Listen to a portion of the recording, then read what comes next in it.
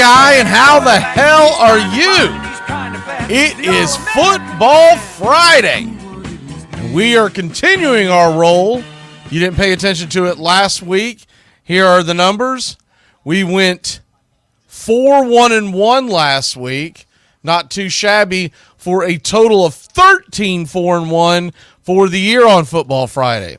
And if you're missing the Saturday show on Braves Country Radio YouTube, we are now 32-8-1, and it doesn't get any better than that. I can promise you, if you don't follow sports betting, trust me, we are on a heater. Rest of the guys are Bobby's having a winning season right now on the six packs on Saturday. He's 9-7. Doug and Steven are off to rough starts. They're a few games under 500, but all in all, we've had a really good start to the season. Our locks in total, let me do the math real quick in my head. We are, 6 and looks like 6-8. I'm 3-1. Bobby's 2-2. Once again, Doug and Steven are off to rough starts, but hey, I've always said this about our show. If you're seeing guys on a heater, it's easy to ride those waves. You can also jump on the wave of guys who are doing poorly. You just bet against them. So, anyways, off to a good start, and hopefully we will keep our winning ways going. If this is the first time you've caught the Armchair Quarterback Radio Show, this is our 11th season. It's now been rebranded as Cover Country Radio on YouTube, but nonetheless, it's the same guys, and we have a win percentage of over 64% since 2014. Okay. Let's get into the picks. We'll make it short and sweet on these. We don't do a big Football Friday, but I am going to drop something in because we didn't get a chance to do a couple of things earlier in the week because of the hectic schedule of the Atlanta Braves. Real quick, I want to give you the Cool 12 because we weren't able to do that, and we're going to start the NFL Power Rankings. We're going to give you those today, and we're starting something new on the show. On the Saturday show, actually bringing it back. It's not something new, just something we haven't done this year. And backed by popular demand, we are starting Cool Games. And if you're not familiar with what Cool Games are, they are games that you will stop what the hell you're doing just to watch that game.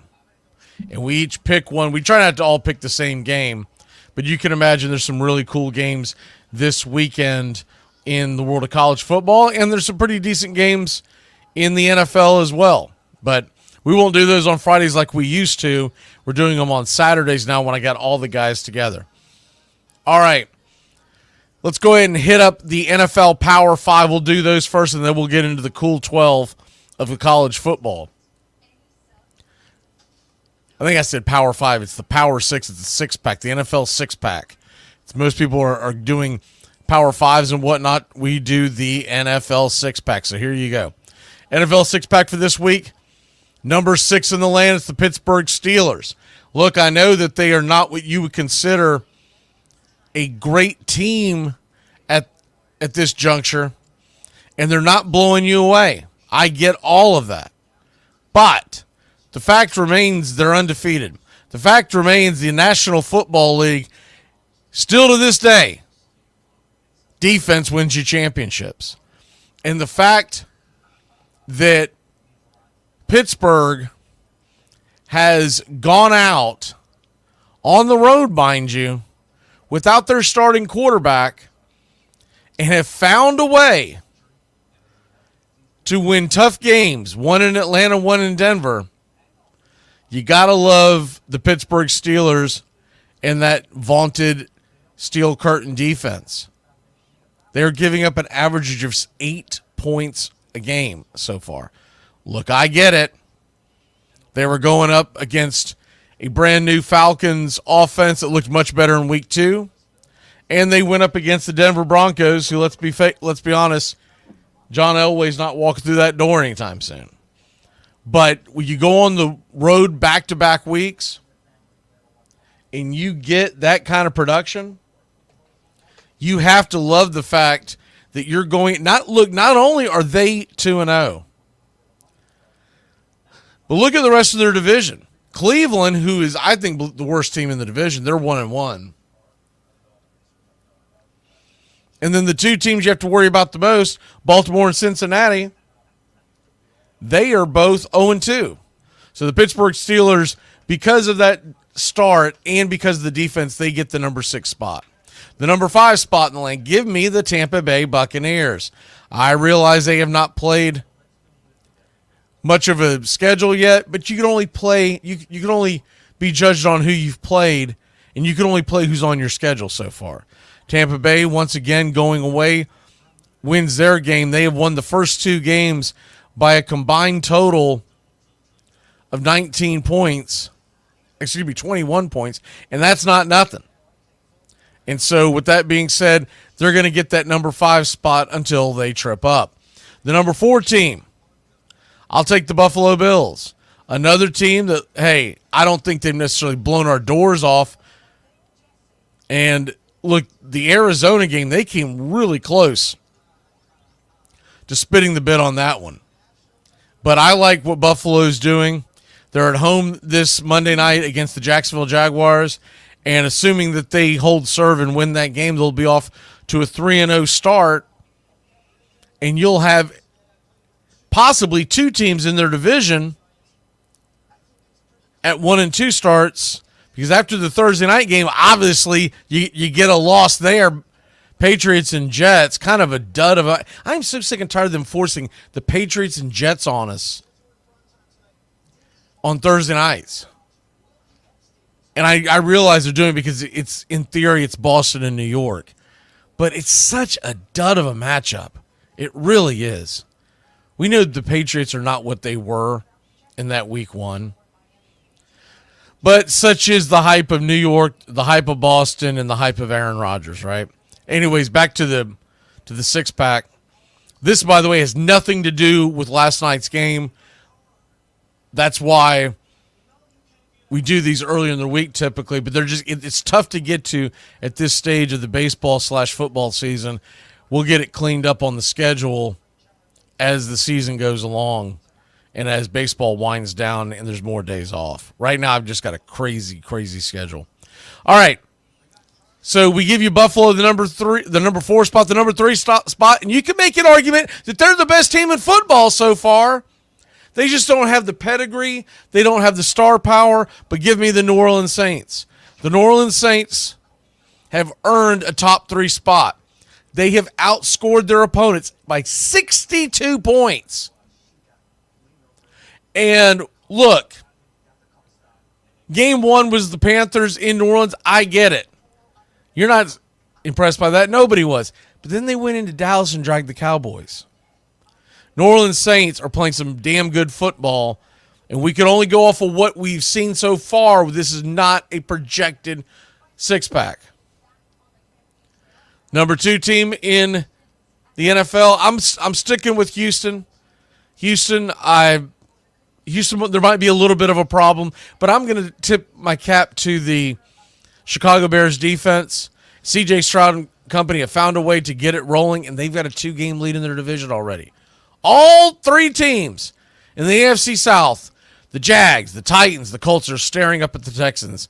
They're the number 2 team in football, and the number 1 team, hey, to be the champ, you got to beat the champ. It's the Kansas City Chiefs. Thought about putting the Chargers here. I just haven't been as impressed with the Chargers, though they have played solid football to start the season. But I'd like to revisit it after they take on a couple more opponents, especially this weekend in Pittsburgh. They come out with the win there, they definitely go on the list. They come out with the close loss, they may go on the list. But right now, it's too early in the season to first of all, to kind of sift out the good teams and the bad teams sometimes. But right now, we're going with the Kansas City Chiefs 1, Houston 2, New Orleans 3, Buffalo 4, Tampa Bay 5, and the Pittsburgh Steelers 6. All right, we're going to take a really quick break. When we come back, the Cool 12, and on the way, we have got our picks for Football Friday. Hey, Braves Country, this is Mac Magee with Braves Country Radio. We are bringing you pitch by pitch, play-by-play of your Atlanta Braves all year long. Please like and subscribe today. It's free, and it helps us bring you more of the game we all love. Braves Country Radio, your home for the classic call of Braves Country Baseball.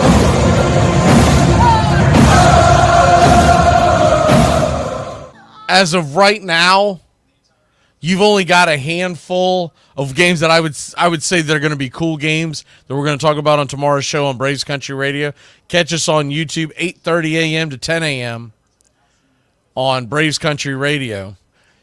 On YouTube, you can also we also have the Facebook page. You can catch it over there as well on Facebook Live. But we're starting to build to the crescendo of some really good college football matchups. And that's one of the great things about the expansion, not only of the playoffs, but the more of the big boys we get into the same conference, we're going to be excited to see all that. We're going to be excited to see teams like the Georgia Bulldogs going up against Alabama. We're going to be excited to see a lot of these SEC matchups. This weekend we've got Oklahoma and Tennessee. It's really more of an appetizer. I'm not convinced how good either team is, but we're going to find out on Saturday night. So there's only a few college games, and honestly, I still think the college slate's a little better than the NFL slate. And then we have a lot of playoff baseball that is essentially unfolding in front of our eyes. Mets are hosting the Phillies all weekend. Those are all big games. Braves are in Miami. Those are all critical for the Atlanta Braves. And then, of course, Arizona's going into Milwaukee. And you got to realize the Phillies sent out their worst pitcher last night to face the Mets. And the Diamondbacks were catching Milwaukee on a good night as well. They had just won the division. They cracked champagne all night long, and they kind of had their Bobo lineup out there. But this weekend, the rubber should meet the road, and those teams, not saying that they won't win the games, but they're going to have to earn them because you're not going to have Taijuan Walker pitching for the – I mean, that guy's been a disaster. How the hell did you give him 4 years, 72, Philadelphia, and think that he's actually done something? I mean, that guy is an absolute disaster. Remember something, too. The Mets went out and burned Edwin Diaz in last night's game as well. So that kind of stuff will come back to bite you. They kind of have to because they don't have a great bullpen. When you go into the ninth inning of a ball game when you lead by 4 and you really need the win, they just weren't willing to use just anybody, so they went ahead but they burned Diaz, and so you got to figure at the most he could be used 2 more times this weekend. And if he has to go multiple innings in any of those stints or a long one in any of those stints, that's not going to happen. So the Braves will go into the weekend trailing by 2 games to the Mets as they took care of a terrible Philadelphia pitcher last night. But we'll see what happens this weekend because they're going to get some. They're going to go up against some pretty good pitching. Christopher Sanchez has been pretty good. Ranger Suarez has been excellent this year. A little better in the first half, but he's still pretty good. And then Zach Wheeler is the Sunday night game. And the Braves have it set up on the pitching front. They should win the series against Miami. You really are expecting a sweep, let's be honest. But it's easier said than done because you get that pressure on you to where you feel like you have to sweep the Marlins to keep up with the Mets. Sometimes you start grinding the bat a little harder. But Atlanta gets Ozzie Albies back today. So how about that?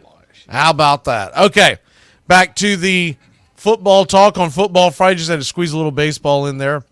I'm going to go over the Cool 12 real quick. We're not going to spend a lot of time on this because you've got so much stuff that we got to get covered on the picks. But we didn't get a chance to do a Cool 12 because the Braves played every single game this week, and it was just a really long week and just never had a chance to be able to cut the segment. So real quick, we're going to hit you with the Cool 12. These are the top 12 teams in the country as of right now.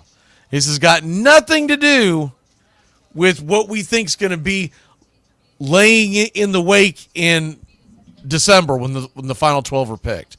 This is what have you done for me so far. So let's go ahead and get it. All right, number 1 with the bullet. Well, number 12, I should say, we start off with the Kansas State Wildcats. Kansas State ranked 13th in the country. They're 3-0, and they have steadily won games. And look, last Friday night, I thought they were very impressive against Arizona, a game that a lot of folks thought was going to be a very close ball game. They thought it was going to be tight. It was not. It was an absolute blunder by Arizona, and Kansas State, give them props. They took care of the Wildcats in pretty easy fashion. Number 11 in the country. This will get some groans because everybody thinks that you should put nothing but the Southeastern Conference in the entire top 12. I get it. I know what's going on. But Southern Cal Trojans. Southern Cal, to me, so far, has been fairly impressive. They haven't gotten the big litmus test per se because the LSU win, though it doesn't look terrible, that's the only real game that they've played. But they are 2-0. They are ranked number 11 in the writers' poll. And no matter how you cut it, the Trojans are the number 11 team in my book. Number 10 in the land. We do go to the SEC. We do take a team that we believe is worthy of the top 10 ranking in the Southeastern Conference. Give me the Missouri Tigers. Missouri, if you look at the AP poll, they actually ranked number 7, but they're 3-0, and they took care of BC. They'll have a lot of games and a lot of opportunities to impress. Last weekend wasn't necessarily impressive, but they did what they were supposed to do. And I'm telling you, that BC team is a pretty well-coached football team. Number 9 in the country. They're still not impressing me much, but look, they are 3-0, and they are going to have much more difficult games ahead of them. Give me the Oregon Ducks. Number 8 is the Penn State Nittany Lions. Now, they've only played 2 games so far, so it's one of the reasons why they get kind of lost in the mix. They dropped to the number 10 spot in the coaches ranking. I'm not buying that. Give me the number 8 Penn State Nittany Lions. What they have done has been impressive. The number 7 team is the Miami Hurricanes. Miami, they're a little lower in the other polls, 8th in the writers, 11th in the coaches poll, but Miami dragged Florida in the swamp to start the season. And they haven't been tested since, right? They've played nothing but bums. But their opportunities are going to come, and I just feel like that they have played well. And in years past, Miami has played against these teams that they should blow out, and they've played with their food, and you go, okay, well, you won, but you weren't impressive. They've been impressive in their point total. 3 games, they have absolutely blown the doors off. Cam Ward is taking advantage of his opportunity. Number 6 team in the country, give me the Ole Miss Rebels. They are actually number 5 in both polls, in the writers and the coaches, but I've got them number 6 because the number 5 team in the land is the Tennessee Volunteers. Tennessee has been impressive. They went into NC State. They blew out an NC State team that was ranked in the top 25 at the time. Might have been a little overrated, but whatever. We're going to find out this week, Tennessee, Oklahoma, we're going to get it. We're going to get it quick. We're going to get it all night long. We're talking about 7:30 kickoff in Norman. That should be a hell of a game. 2 great fan bases, too. I would say Tennessee's going to travel pretty well. Number 4 team in the country, the Georgia Bulldogs. I know. They're number 1 in the coaches poll. They're number 2 in the writers poll. They're only ranked there because of what they've done in years past. I'm not taking anything away from the Clemson victory, but that Kentucky game could have easily gone the wrong direction. They barely sniffed a Kentucky team. They win that game. They don't even come close to covering the spread. They beat Kentucky by 1 point. They were favored by 24.5. I don't know what it is, but Stoops owns the Georgia Bulldogs. And it's not that he gets the wins, but he gets incredibly close losses. And when you consider what kind of roster Mark Stoops has compared to what kind of roster Kirby Smart has, Smart's getting outcoached. Smart never gets outcoached. I don't know what the hell it is. But we'll see what Georgia has here in a couple of weeks because they go to Alabama next weekend. That's my number 3 team on the list, the Alabama Crimson Tide. They haven't been tested at all. They're going to get tested next week. Next week, one of these 2 teams, Georgia and Alabama, we know at least one of them's fallen out of the top 5. Maybe not for long. You got a long way to go, and losses aren't as critical as they used to be. But the number 2 team in the country, I'm going to stick with the Ohio State Buckeyes, and those Texas Longhorns continue to impress. Give me the Texas Longhorns as the number 1 team. That is your cool 12 in the college football poll, named after Michael Cool, one of our great listeners over the last several years, and he's no longer with us with losing his battle with health problems, and we thought it was the least we could do is name it after. So going forward, if you missed that in shows past, well, that's why it's called the Cool 12, named after Michael Cool. All right, we're going to be back in a flash here on Armchair Quarterbacks Football Friday because we're going to give you our picks. Let's go. Hey, Braves Country, this is Mac Magee with Braves Country Radio. We are bringing you pitch by pitch, play-by-play of your Atlanta Braves all year long. Please like and subscribe today. It's free, and it helps us bring you more of the game we all love. Braves Country Radio, your home for the classic call of Braves Country Baseball.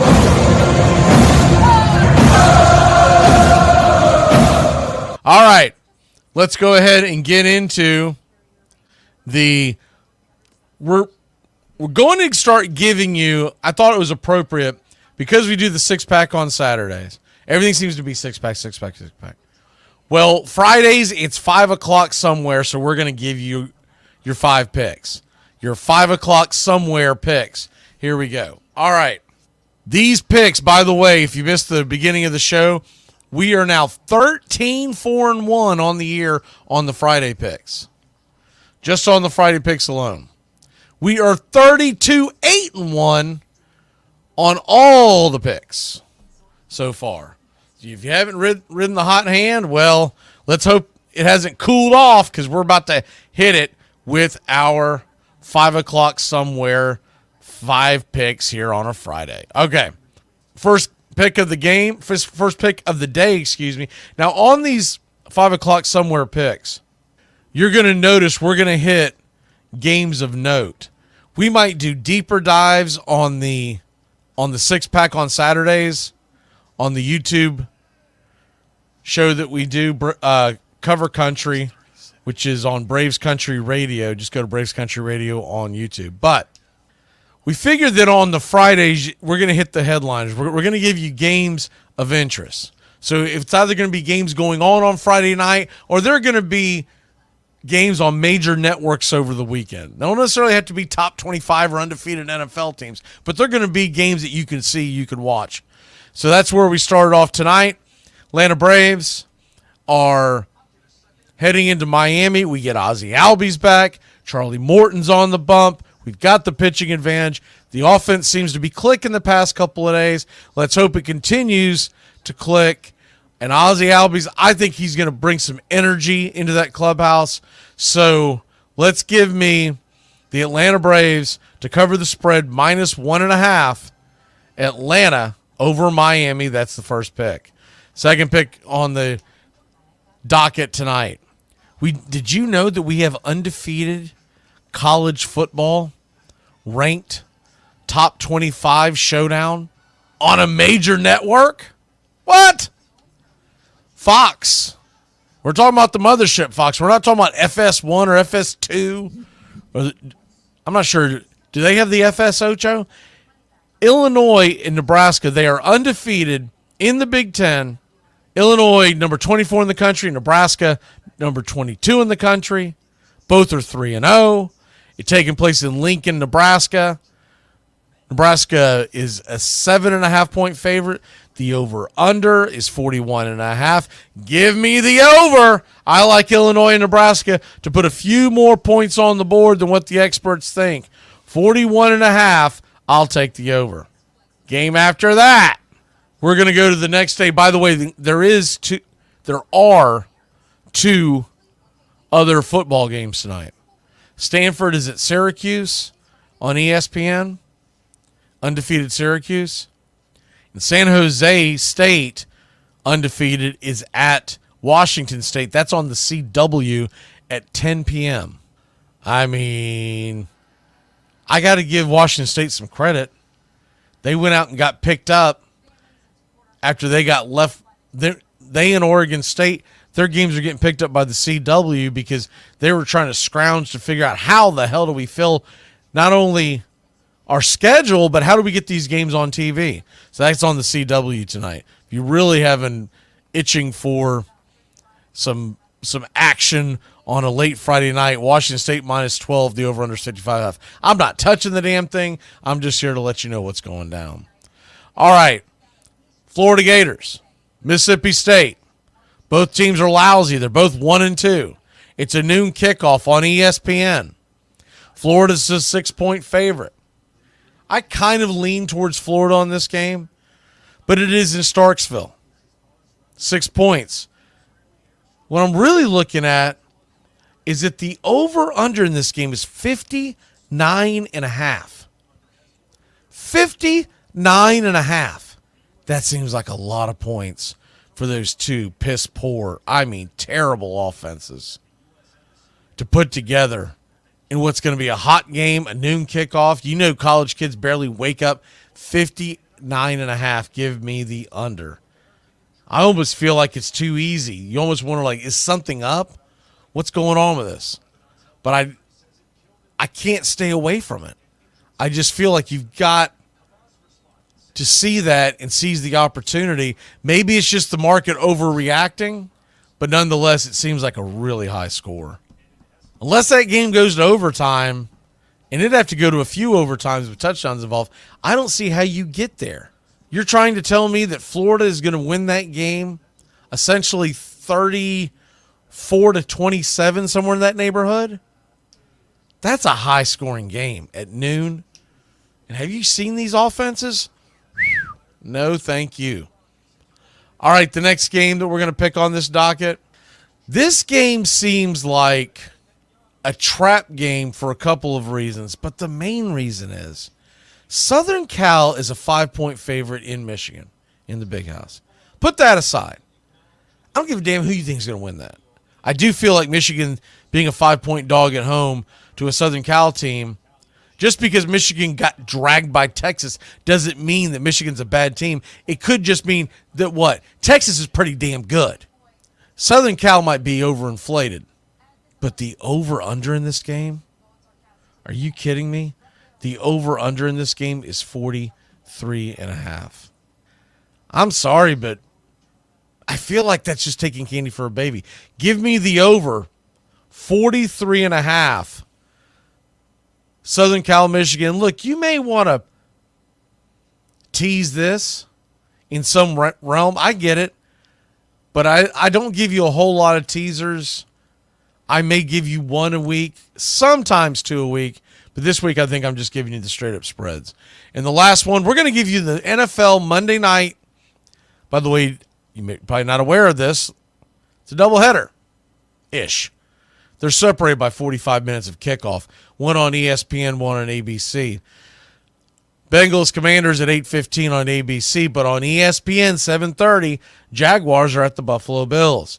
The Jaguars have looked awful. The Bills have looked pretty solid. Bills are at home. We're talking about a 5 points on the spread. And usually if it's too good to be true, it is too good to be true. But you're basically betting on Buffalo to win by a touchdown or more. Give me the Buffalo Bills -5. And there you have it. Real quick on the recap. Braves on the run line tonight. Illinois, Nebraska on the over. Florida, Mississippi State Saturday, 12 p.m. on the under. USC Michigan 3:30 kickoff on the over. And Buffalo covering the spread against the Jags. All right, we're going to jam out of here, y'all. Y'all have a great football Friday and a great football weekend. Go Braves! We need to make up. When I see y'all Monday, I want to see the Braves either tied or a game back of those dirty Mets.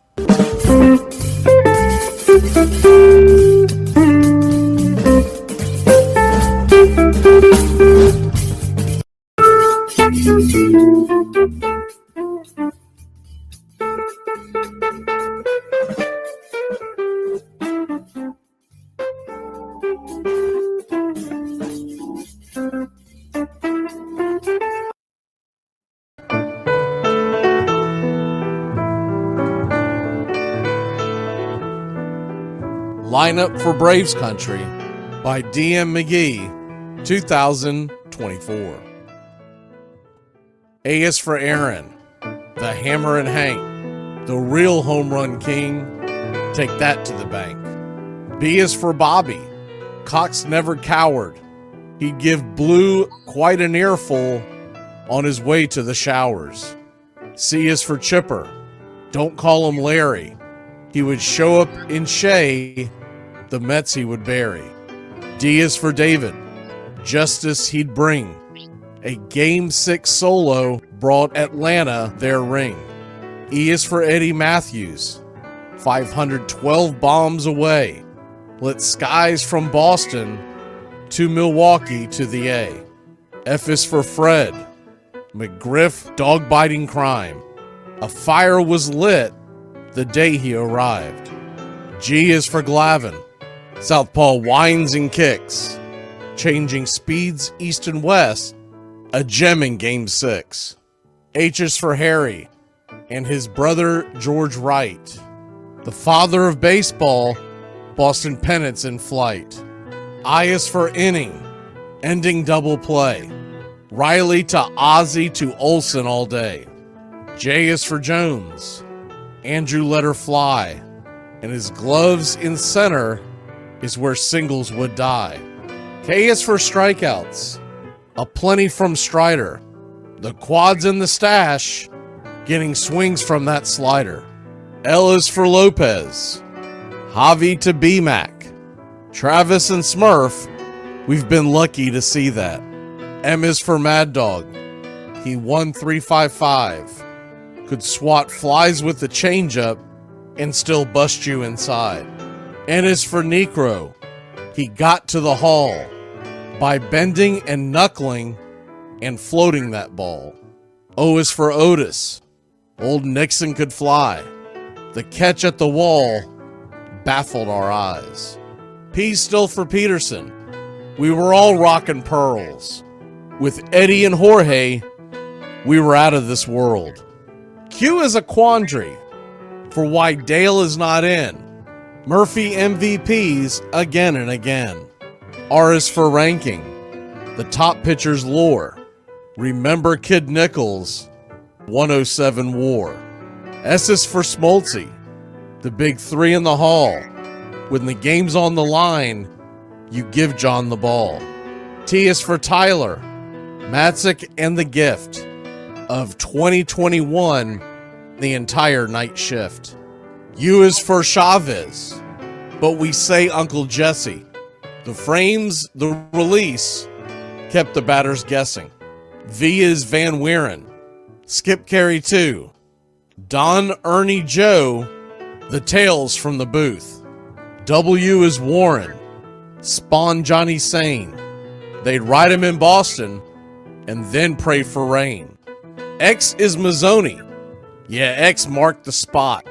Leo rocked next to Bobby, and his pitchers stayed hot. Why it makes us feel young, the game's main appeal. Chopping through the battery, there's no better feel. Z is for Zip Boom Bam, Ramalama Ding Dong. Throughout the summer, we sing that song. From AJ to eyeglasses and a hell of a pen. Mad Max, Uncle Charlie, win after win. A cannon from short and RC you later. Acuna Matata, there is no one greater. Though you can't fit them all when you just A to Z, think of your favorites in the rafters we see. I started with 3, then 10, 25, 47, 31, and of course 29. Let's not forget 21, 41, 35, the great 44, or 755, and old number 6, who led his great teams. The pennants were flying. It felt like a dream. From Boston to Milwaukee to Atlanta's TBS, a family, a tradition, Braves Country's the best. Lineup for Braves Country by DM McGee, 2024.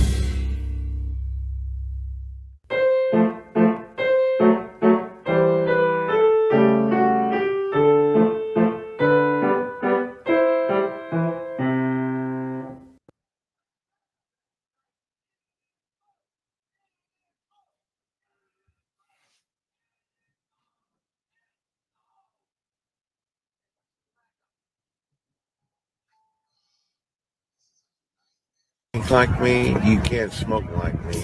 So don't try and be like me. Let's party together.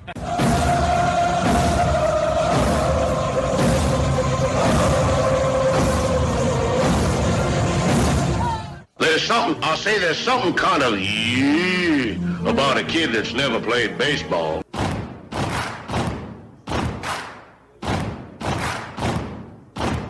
Baseball is a beautiful thing.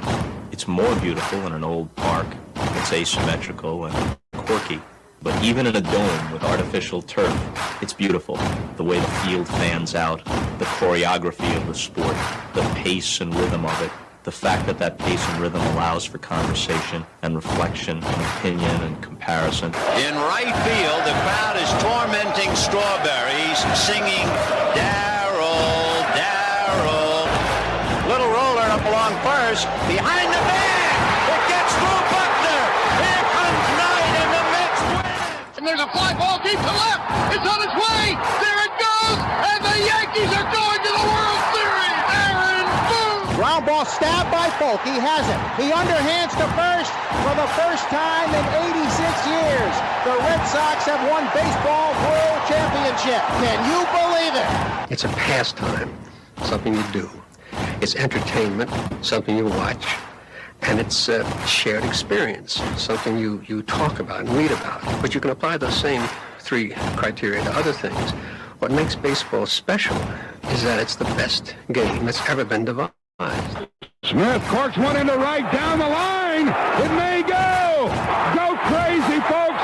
Go crazy. Sure as God made green apples, someday the Chicago Cubs are going to be in the World Series. A little bouncer slowly toward Bryant. He will glove it in front of Rizzo. It's in time. And the Chicago Cubs win the World Series. Cubs win. What a lucky break. The good Lord wants the Cubs to win. How can you not be romantic about baseball? If baseball is about caring, about loyalty and rivalry. Braves fans are on their feet hoping for some kind of a bleeder or a seeing-eye single. Here's the 1-2 pitch. Fastball hit high and deep down the right field line. It's going back, back, back. Is it fair? Is it zip, boom, bam, it's gone. Ram-a-lam-a ding dong, a 3-run shot, and your Atlanta Braves have taken a 1-run lead. She's gone, baby! There's a very peaceful thing. It was created and played in pastures and meadows. There's grass, there's outdoors, there's everything that people thought was American and feel about America. You get in a ballpark, and it's the wonder of walking through that dark tunnel and seeing a huge open space where men play the little boy's game.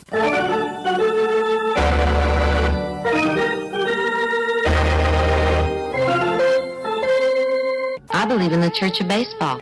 I've tried all the major religions and most of the minor ones. I know things. For instance, there are 108 beads in a Catholic rosary and there are 108 stitches in a baseball. I prefer metaphysics to theology. You see, there's no guilt in baseball, and it's never boring. It's a long season and you gotta trust it. I've tried them all, I really have. And the only church that truly feeds the soul day in, day out is the Church of Baseball.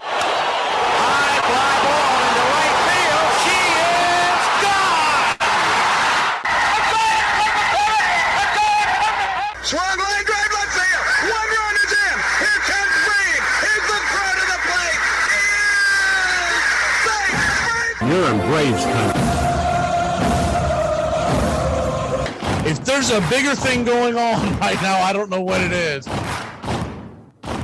We're down to 1 strike here. Gurriel, the last hope for the Houston Astros.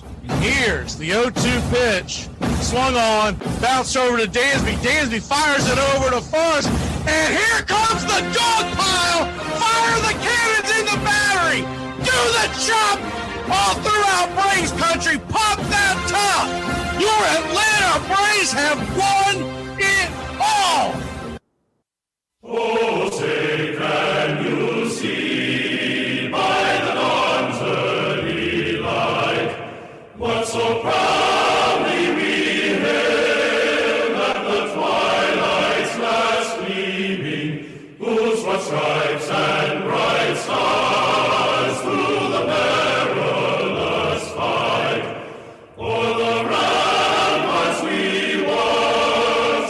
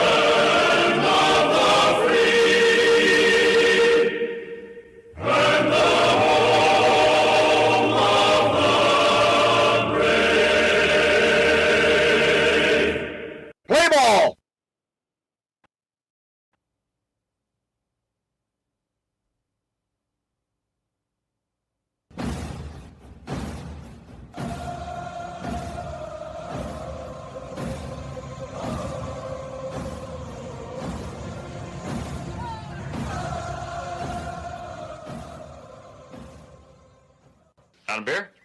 It's 7 o'clock in the morning. Scotch? Hey, howdy, hi, and how the hell are you? Pull up an armchair, girls and boys, and join us for Braves Country Baseball. You're listening live, and the scene is where we're set to bring you pitch by pitch, play by play of your Atlanta Braves. Hi, I'm Mac Magee. Here are your starting lineups for today's action. Leading off and patrolling center field for your Atlanta Braves, it's Michael Harris II. 15 home runs, 45 RBI, 9 stolen bases, batting .258. Batting second, playing second. Been a long time, and nice to hear that one again. Ozzie Albies, 8 home runs, 46 RBI, 8 stolen bases, batting .258 for the Wiz. Batting third, the designated hitter Marcell Ozuna, 38 home runs, 101 RBI, a .306 average. Matt Olson, batting cleanup, playing first, 94 RBI, a .243 average, and 28 home runs. Batting fifth, the right fielder Jorge Soler, 20 home runs, 61 RBI, 1 stolen base, batting .240. Ramon Laureano is in left field and batting sixth. 9 home runs, 29 RBI, 7 stolen bases, batting .257. Batting seventh, behind home plate, Sean Murphy. 9 home runs, 23 RBI, batting .202. Gio Urshela is batting eighth and playing third. 6 home runs, 47 RBI, batting .243. Batting ninth and playing short, Orlando Arcia. A .218 average, 45 RBI, 16 home runs, 2 stolen bases.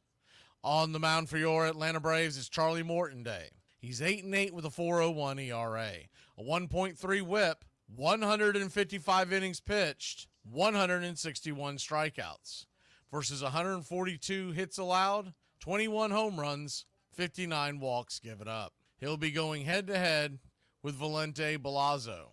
He's 2-4 with a 3.7 ERA, a 1.29 whip, 58 innings, 39 strikeouts, 56 hits allowed, 19 walks, 12 home runs served. Backing up Belazzo in the bottom of the first inning for the Fish, leading off and playing short, Xavier Edwards. 1 home run, 19 RBI, 30 stolen bases, batting .319.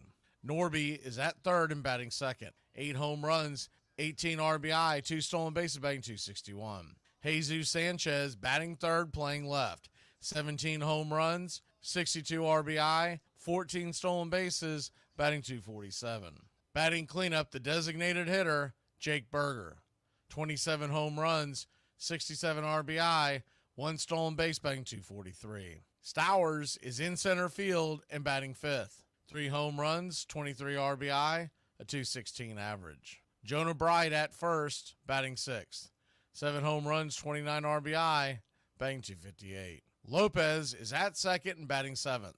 6 home runs, 37 RBI, 19 stolen bases, batting .263. And Conine is in right field and batting eighth. He has 2 home runs, 6 RBI, a .228 average in 57 plate appearances. Parada, behind home plate, is batting ninth. 7 for 26 on the year, good for a .269 clip, 3 RBI. Calling balls and strikes behind home plate tonight, it's Carlos Torres.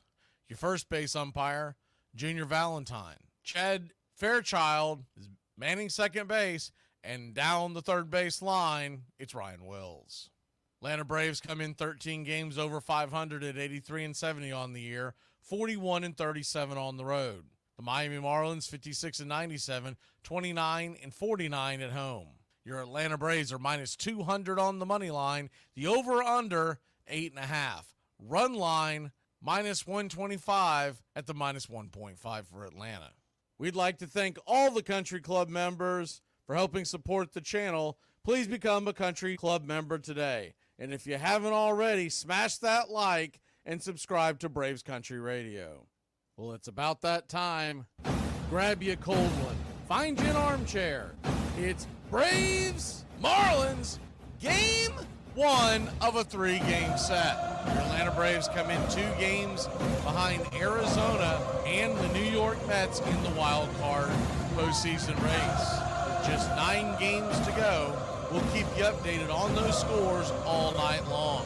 Our pick to click tonight is Marcell Ozuna. He's 0 for 2 lifetime against Palazzo, but he has absolutely dusted Lone Depot Park his entire career. Give me your Atlanta Braves to put some on the board. Bravos, 8. Fish, 3. It's Uncle Charlie Day, so we've got the Uncle Charlie strikeout emoji in the chat for you Country Club members. Don't forget tomorrow, Country Club and Braves Country, our Survivor contest begins on Cover Country. We'll get into the details tonight, but you got to tune in. Put your predictions in the chat. Winner of the Survivor Challenge wins a Braves Country prize pack with a banner to spice up any fan cave, Braves Country Radio tumbler, koozies, and more. Make sure to tune in tomorrow, 8:30 a.m. to 10 a.m. right here on Braves Country Radio. We'll be on the YouTube channel and also our Facebook page, Braves Country Radio. It's time to warm up those chop arms, Country Club, Braves Country. Get your game face on. We're 2 games back, 9 lives to go.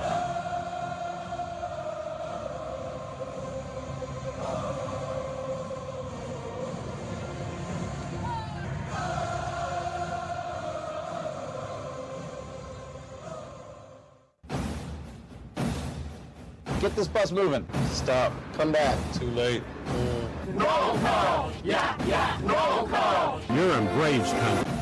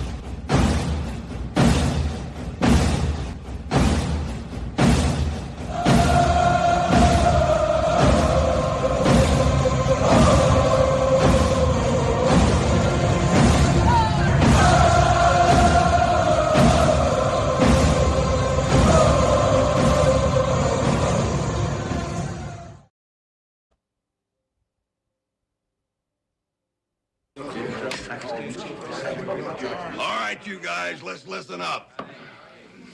We won a game yesterday. And if we win one today, that's 2 in a row.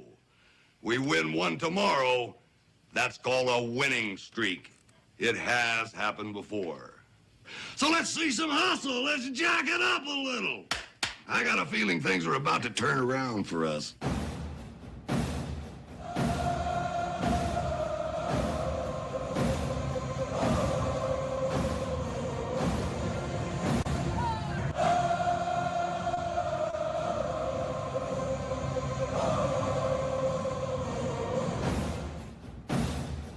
Get this bus moving. Stop. Come back. Too late.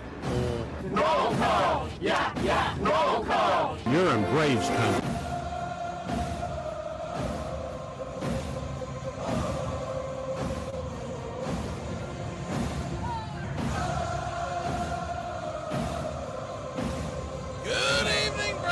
Country. Hope y'all are having a fabulous Friday evening here on Football Friday.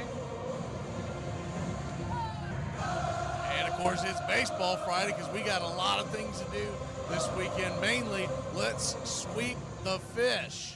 Let's go ahead and get the roll call underway. All the way to the top here.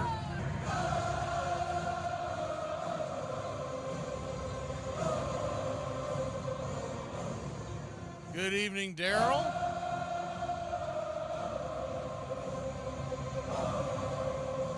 Good evening, Gary. Robert, Country Club member. We got Daniel in the chat. Beeve, Country Club member. James Hagan, Country Club member. John. Willis.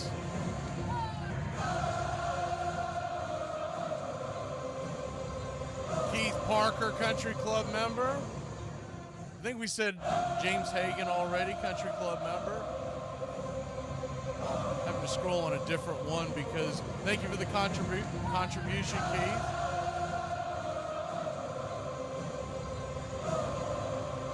Jameson, Justin, good to see you. I'm assuming the GOAT will be in here sometime, or he may be listening already. Good evening, GOAT. Sure, Edward Spry's running around here somewhere. Underwater, good to see you.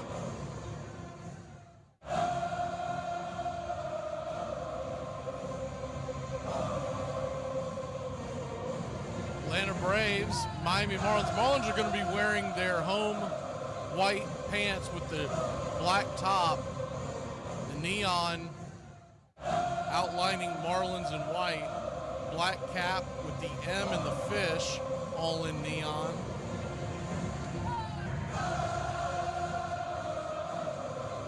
Good to see you, Billy Sanford, Country Club member. Brian Andrews, Country Club member.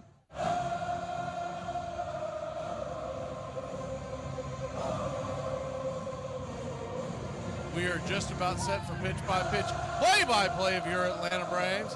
Atlanta comes in tonight 2 games out of the wild card picture. And we are going. Sam Adams, good to see you. Stony T, JJ, and I believe that's everybody. If we missed anybody, jump back in the chat. We always have to refresh the page right before, and we usually lose a couple of the early ones. Milazzo's warming up his final pitches of the night.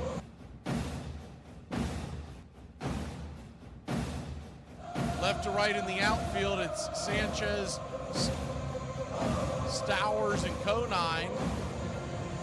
In the infield, you got Breda behind home plate. And around the horn, it's Norby, Xavier, Lopez, and Bride. Braves are in their road grays. And yes, sir, it is baseball time in Braves country. First pitch on the way is right there at the knees, 90 miles an hour. It's 0-1. You'll see 5-pitch mix from Milazzo. His fastball tops out around 91, 92. Usually sits right around that 90 to 91 range. The 0-1 swing, pops it up high in the sky. Michael Harris lived to tell the tale. Goes into the seats by about, say, 4 or 5 rows. 0-2. The 0-2. Righty lefty.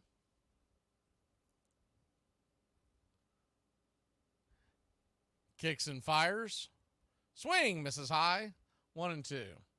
Thank you for the donation, Mr. James. So a 1-2 count. Swing, chops it over towards third. It's going to be a hard play. Here comes a throw. Michael Harris, the second, is safe. An infield single. James, maybe that brought us some good luck there. I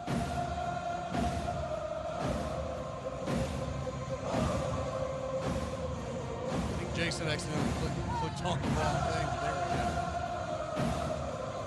Harris, chopper to the left side of the infield. The third baseman, Norby, had to hustle, and Michael Harris II beat it by an eyelash. So an infield single, and Ozzie Albies coming to the plate for the first time in a long time. Righty-righty matchup. The Wiz stands in, first pitch swinging. That ball's going to get sent into right field, making the running catch into right is Conine. What a way.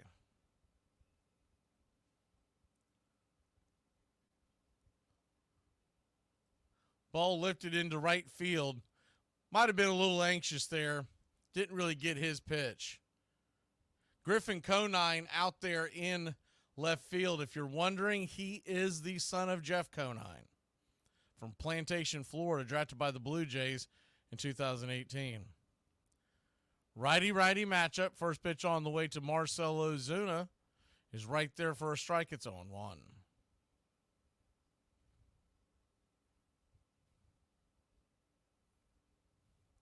The 0-1.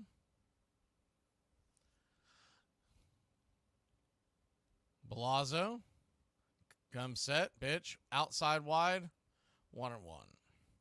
I read earlier, and I guess we're seeing it right now, Belazzo likes to do the little bit of the hesitation type deal. So I think we're almost set to bring you the 3D. So we're about to bring it in. The 1-1, outside wide, 2-1. So a 2-1 count.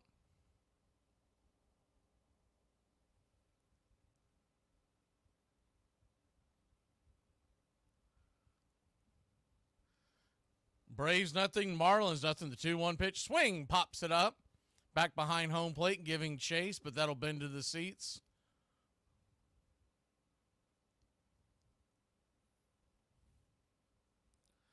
Atlanta Braves.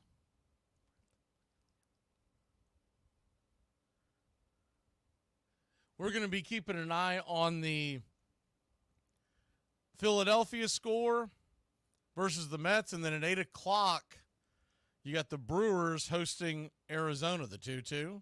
Swing and a miss. Strike three. Got him with the 92 four-seamer up top, one away.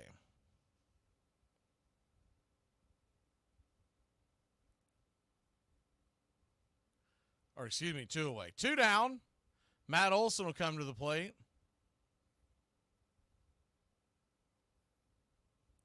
Olson heated up a little bit in Cincinnati. Let's hope that stays on point. They're going to flip it over to first to keep Michael Harris II close by. Looks like Philly's already spitting the bit. There's a solo shot by the Mets, and it's 1-0 in New York.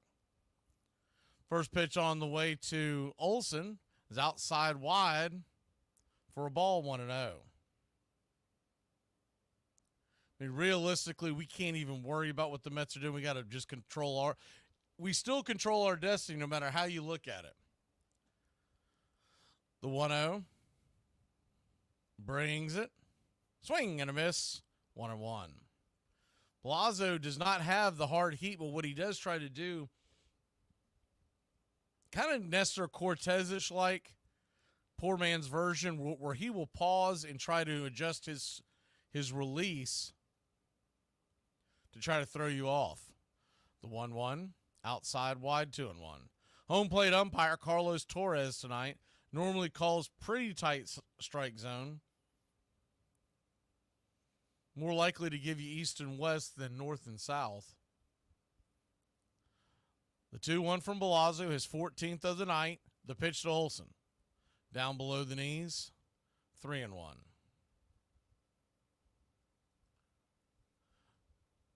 Braves nothing, Marlins nothing. The 3-1 pitch. Right there at the knees for a strike. Lower part, the outside of the zone. Actually,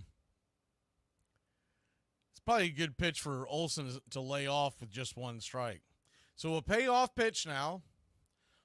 Harris will be going on the throw. Brings it.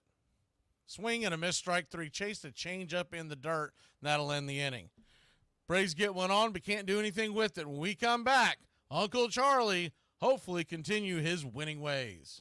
And that's a double-edged sword. It's kind of like watching your mother-in-law go off a cliff in a Cadillac. You got mixed feelings. Now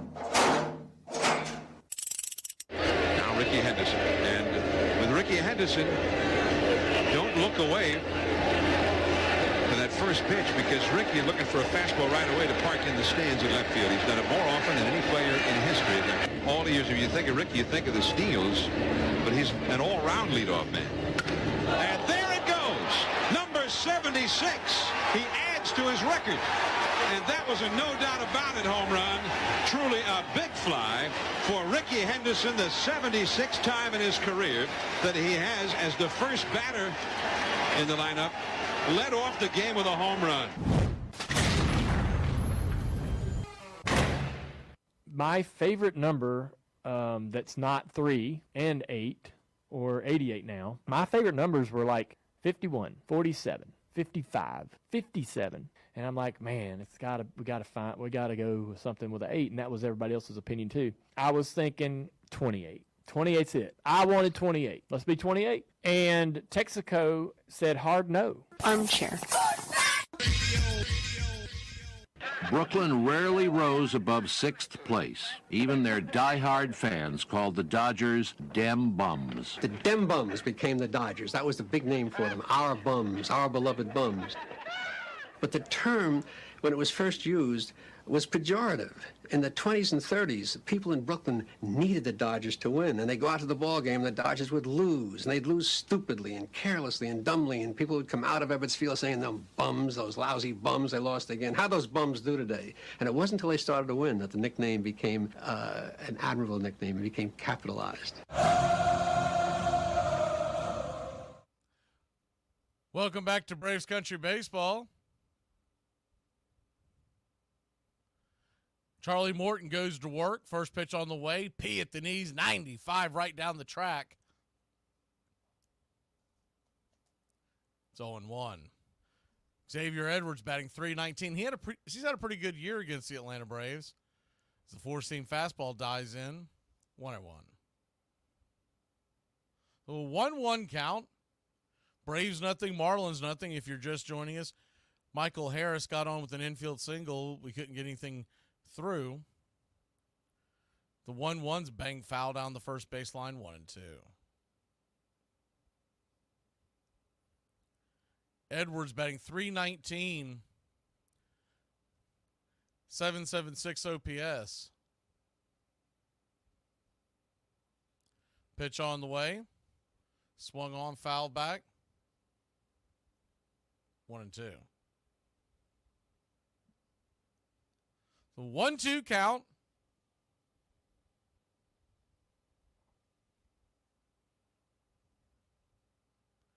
Righty-lefty matchup.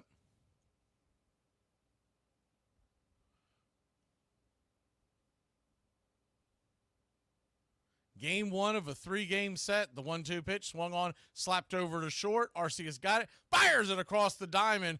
Bit of a wide throw, but a good snag by Olsen as he had to lean past the first base bag and keep his toe on the pillow. 1 away.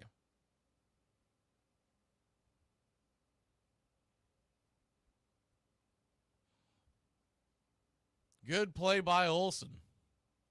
I still don't think he gets quite the acknowledgement that he should get. First pitch on the way to Norby is a bender at the knees. It's 0-1.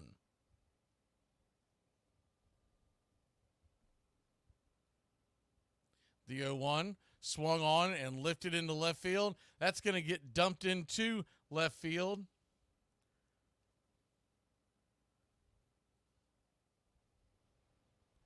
So a 1-out single.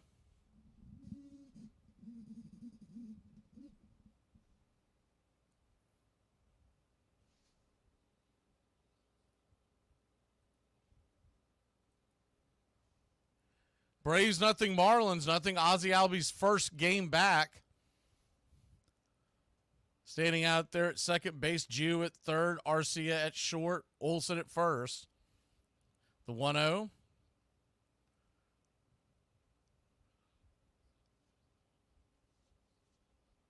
Standing at the plate now is Sanchez, batting .247. The 1-0 from Charlie. Runner was off the base, and Murphy went to jump over there to chase him back. But the batter, Sanchez, got in his way. No call was made for interference. But he was obstructing him. If Murphy throws that ball, they're going to be forced to call interference. Flip it over to first to keep the runner close by.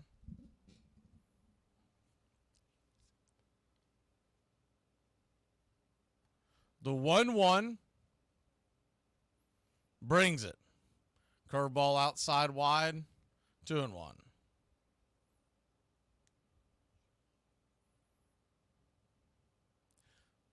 Two-one count.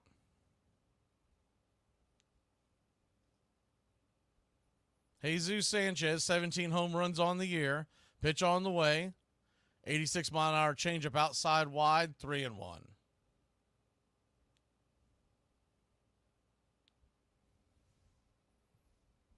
Runner at first. One out. Righty-lefty matchup. Kicks and fires. Swing. Chops it foul down the line. We'll do it again. Full count now to Sanchez. Norby at second.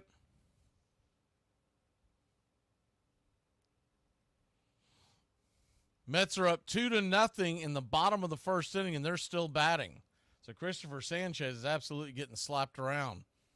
The payoff pitch in the dirt, ball 4. So that's not what you want starting this off. Charlie Morton, 2 on, 1 out.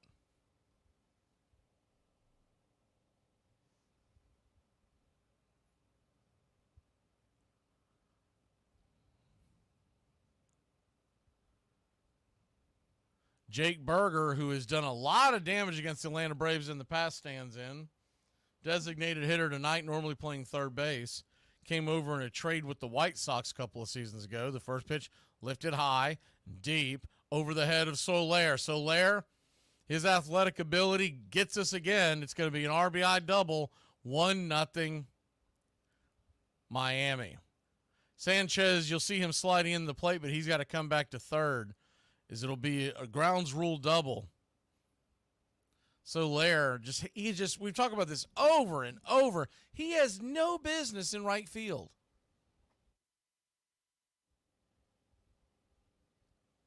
Hops over the wall. Berger, 20th double of the year.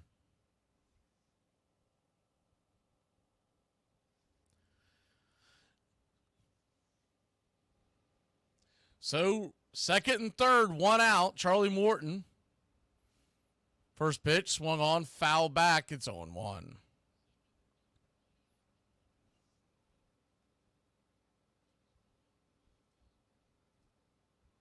The 0-1.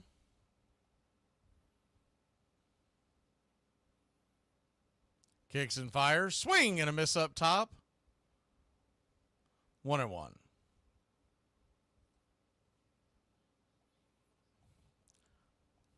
Or, excuse me, 0-2. So an 0-2 count. Charlie Morton trying to find a way to get out of this jam. Braves trail 1-0. He's already given up 2 hits and 1 run. Stowers, righty-lefty matchup. Comes set. Kicks and brings it. Swing. Slaps it into left field. That's down for a base hit. And it's another RBI. 2-0 your score.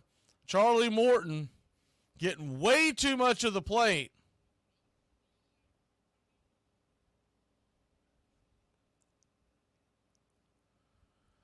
So runners on the corners now, 1 out. Braves trail 2-0. The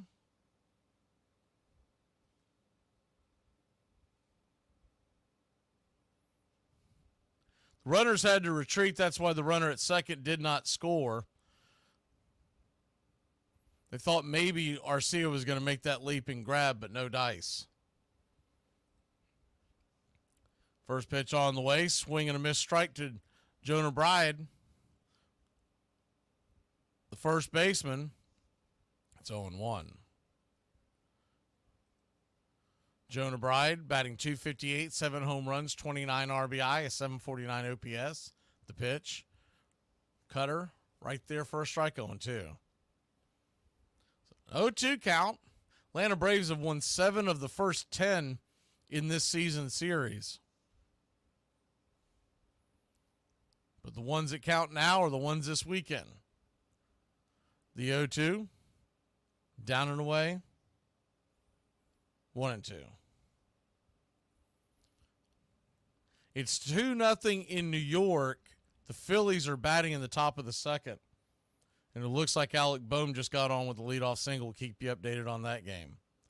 Like we said before, at 8 o'clock, or 8, I think it's actually 8:05 or 8:10, the 1-2. Curveball just misses outside 2-2. That's when the Arizona game gets started. Braves are 2 behind both teams. Braves already have the season series tiebreaker on the Diamondbacks. The 2-2. 95 down and away. 3-2. So a full count.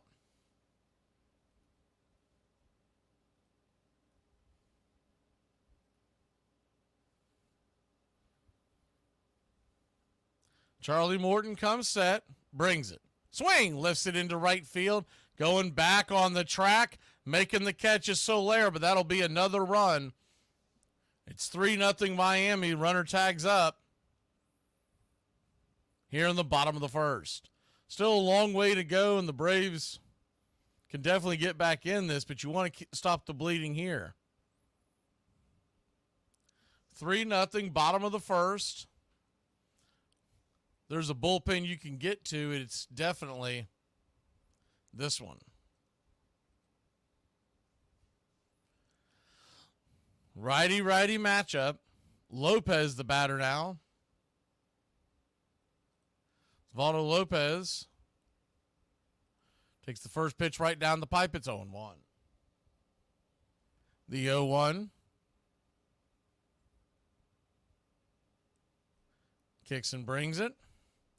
Flips it over to first. Runner goes back.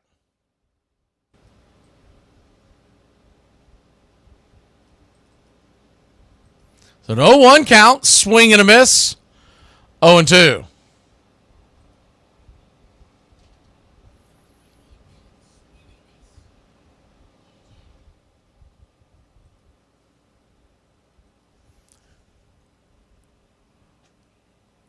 Marlins 3, Braves nothing. The 0-2 pitch outside wide. 1-2. Charlie Morton, by the way, he has already thrown 26 pitches. The 1-2 from Charlie. Runner at first. The pitch swung on, lifted. It's going to be a lazy line drive into the glove of Ozzie Albies to end the inning. But not before the Marlins put 3 on the board. It's 3-0. Soler, Laureano, Murphy coming to the plate. Yo, how the police gonna pull me over for texting and driving? They be on the whole ass laptop in their front seat. Hi, 1 herbal tea, please. Which flavor? Jasmine? Sorry, I meant for the boba. The little spheres of tapioca and sugar? The tea comes with boba. Well, it doesn't, because I see the tea right there and I see the boba over there. So why don't we just not combine them? Yeah? So I'll take the tea without the covert diabetes delivery mechanism, please. The system won't let me do that. Okay. Yeah, no, fine. 1 boba, please. We'll call it a mental health day treat. Self-care, right? Isn't that what people call it whenever they need an excuse to do whatever they want? I don't know. Yeah, no, of course you don't. Of course you don't. 1 chewy sugar tea, please. All right. You can scan the code. Why? Because the code takes you to the app. That's 2 apps today. Even though I'm already talking to the person that could just take my order right here, but I got to download an app, right? How about this? I have cash. You have tea. Why don't we just streamline things? We don't take cash, though. Yeah. How about cards? You take cards? Yes. Oh, great. But there is a $10 minimum. There's no minimum on the app, though. I got a short memory, just like when I was in the 3rd grade. 2 of the best years of my life. Baseball, it's a level playing field. There's equality. All of the inequalities in American life, check their hat at the door. Once you're there, there's a sort of bleacher democracy that the banker can sit in the bleachers and converse with the working man next to him. Baseball exists under a kind of bell jar. It's impervious to change. How many games are you going to win this year, Daddy? Well, I'm going to win all I can, buddy. How much is that, Dad? Well, how many would you like to have me win? Oh, about 45. About 45. Well, I'll do the best I can. If I win 45, that isn't going to leave many for the other players to win, is it? That's all right. Well, I'll do the best I can anyway for you and the rest of the boys. Welcome back to Braves Country Baseball. Balazzo goes back to work. First pitch on the way. 4-seamer at the knees. On the outer edge. Misses for a ball. It's 1-0. Jorge Soler, the batter. Batting .240, 20 home runs. Swung on, pops it up. Lazy fly ball in center field. Center fielder coming over. Stowers making the catch. Easy out, 1 away. You had a couple of Braves that are ex-Marlins in the lineup tonight. Marcelo Ozuna and Jorge Soler.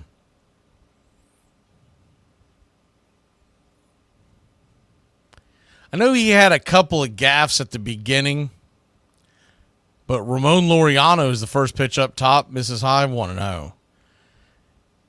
Just over his career, Ramon Laureano is a much better right fielder defensively. And the idea that they can't put Soler in left is ridiculous, the 1-0. Inside, called for a wide inside strike, 1-1. Pitch missed the plate by about an inch or so. 1-1 count. Balazzo, 21 pitches in, drops a sweeper, 2-1.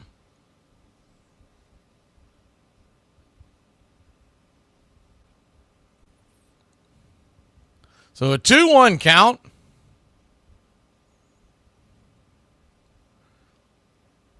The pitch, swing and a miss, 2-2. Braves nothing, Marlins 3. We're just here in the second inning, so a long way to go. You'd like to start clawing back soon, though. The 2-2. Swung on, chops it over towards short. Deep in the hole. Athletic play by Xavier Edwards.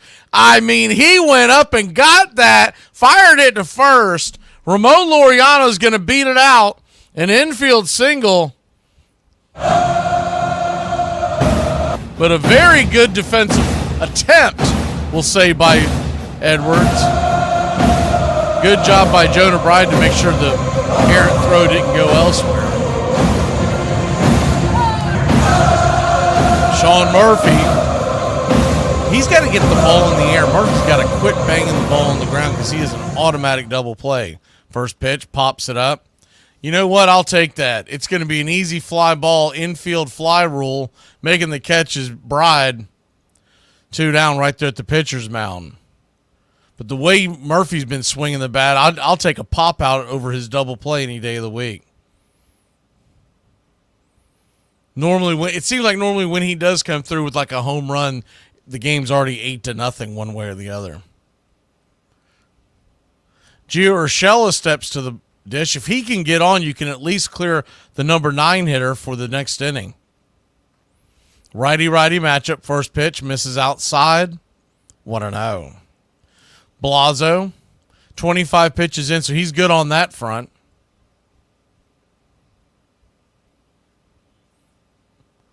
The 1-0. Comes set. Brings it. Up top, 1-1. So a 1-1 count. They're heading to the bottom of the second. The Phillies have scraped out a run there. It's 2-1 New York. 1-1 pitch. Balazzo. Ball is rifled foul. Out of play, 1-2. Same 2 teams tomorrow. You might want to make a note. It is an early game. It is not your typical 7 p.m. hour game. It is 4:10 first pitch. Will come on about 3:30. The 1-2. Swung on and lifted. high down the right field line, but foul and out of play. We'll do it again. Nothing else. Urshel is making them work.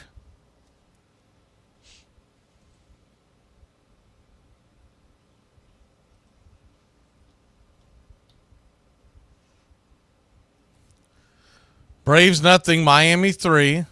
Top of the second inning, the 1-2. Swing, that ball's ripped into right field. That's going to get down for a base hit. Cutting it off in right field is Conine. But we'll get runners on the corners as Ramon Laureano, hustling on the play, goes first to third. That'll bring Orlando Arcia to the plate.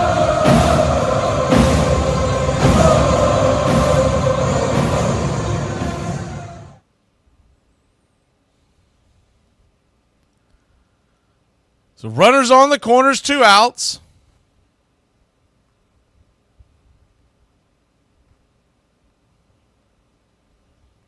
First pitch on the way to Arcia. Swing and a miss. It's 0-1. The 0-1.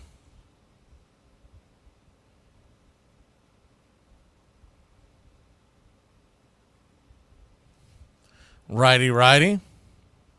Kicks and fires. Up top misses. 1-1. Orlando Arcia, 16 home runs on the year. Be a great time for the 17th.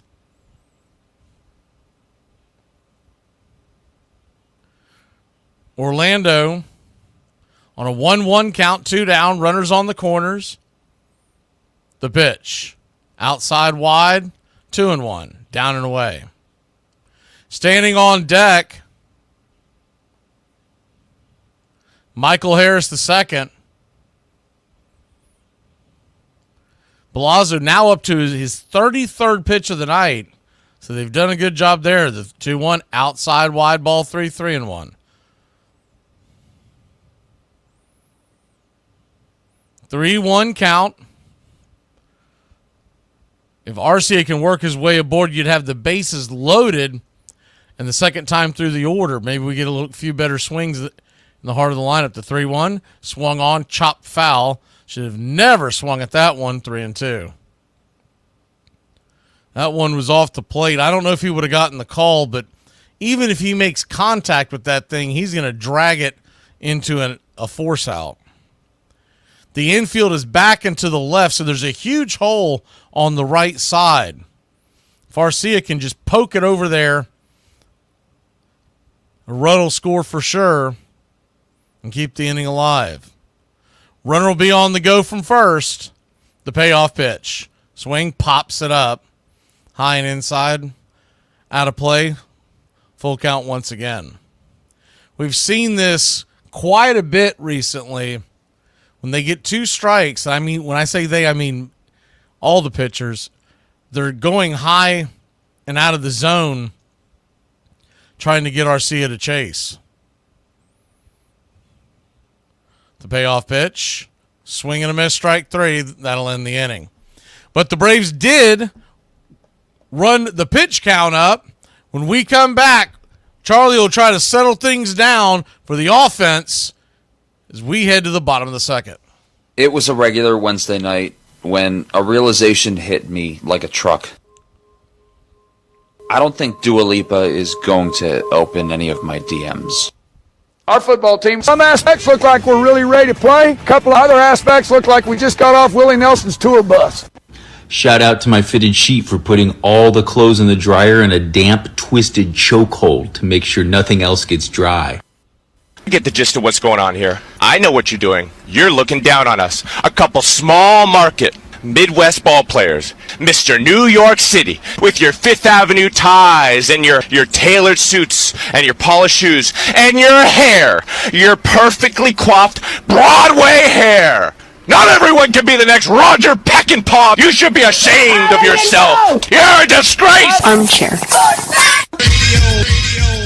Before the 1934 season began, Dizzy announced that he and his younger brother Paul, whom the press insisted on calling Daffy, would together win 45 to 50 games. They did. Dizzy won 30 and Paul won 19.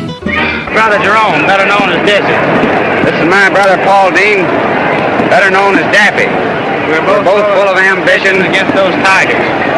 The Cardinals faced the Detroit Tigers in the 1934 World Series. In the fourth game, Dizzy Dean, running to second, was hit in the head with a ball fielded by the shortstop. Rogel, in throwing to first, struck the Dean squarely in the forehead with the ball. The throw knocked Dean senseless, and he was rushed to the hospital. Headlines the next day said, X-rays of Dean's head showed nothing. Thank you for listening, liking, and subscribing to Braves Country Radio, your home for the classic call of Braves Country Baseball. Welcome back to Braves Country Baseball. First pitch on the way, ripped into right field, down for a base hit, and it's a leadoff single for the Marlins to start the second. Charlie Morton, already 28 pitches in.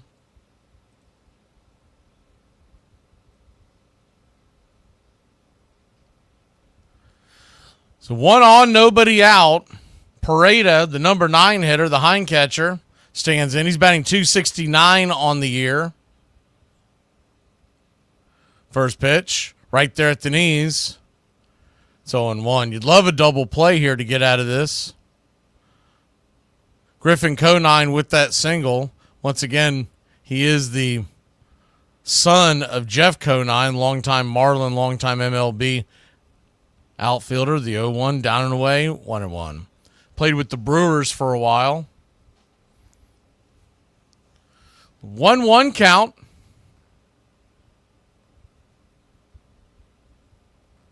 It's still 2-1 in New York. Mets lead. We'll keep that score updated on the screen tonight. The 1-1 right there at the knees, 1-2.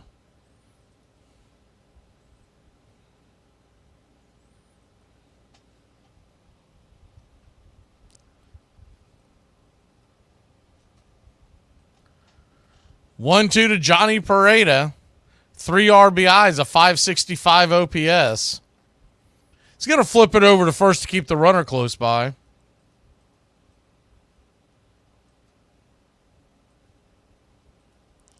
The 1-2. Brings it. Curveball way outside wide, 2-2. That one almost got away from Murphy. Good job making sure that didn't go to the backstop. Charlie doesn't appear to have his ace stuff quite yet. There's times you'll see him struggle first, second inning, then get it together. The 2-2, try to get him to chase that curveball once again. Ball 3-2. That curveball is not hitting so far. Pareda calls a timeout. Steps out of the box.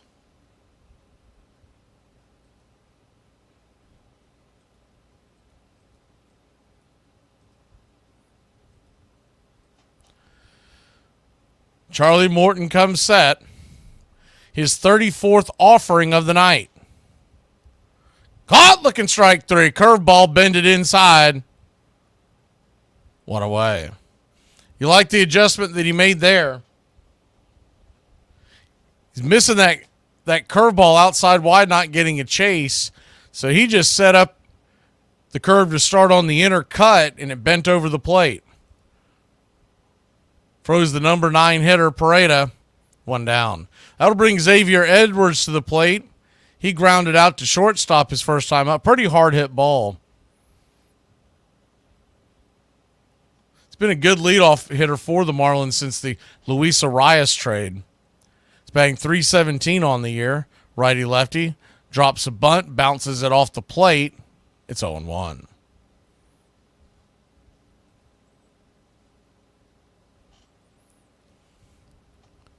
He's going to be a hard one to double up. Braves infield back into the left, and then you got Gio playing a little bit closer than even with the bag. The 0-1 from Charlie. In the dirt. Another curveball almost got away. 1-1. He's just not getting that curveball in.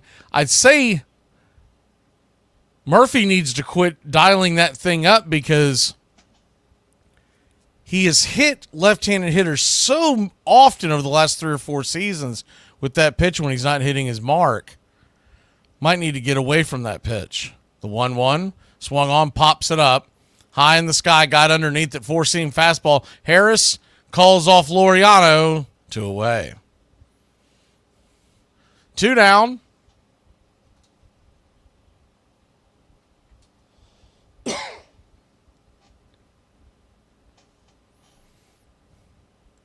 Two down, and that'll bring up the number 2 hitter, Norby. He singled to left his first time up, scored a run.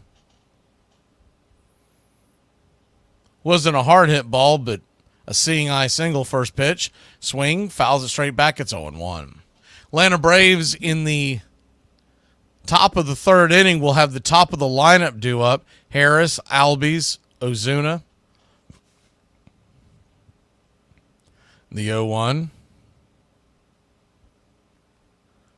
Brings it. Outside wide, 1-1. So a 1-1 count.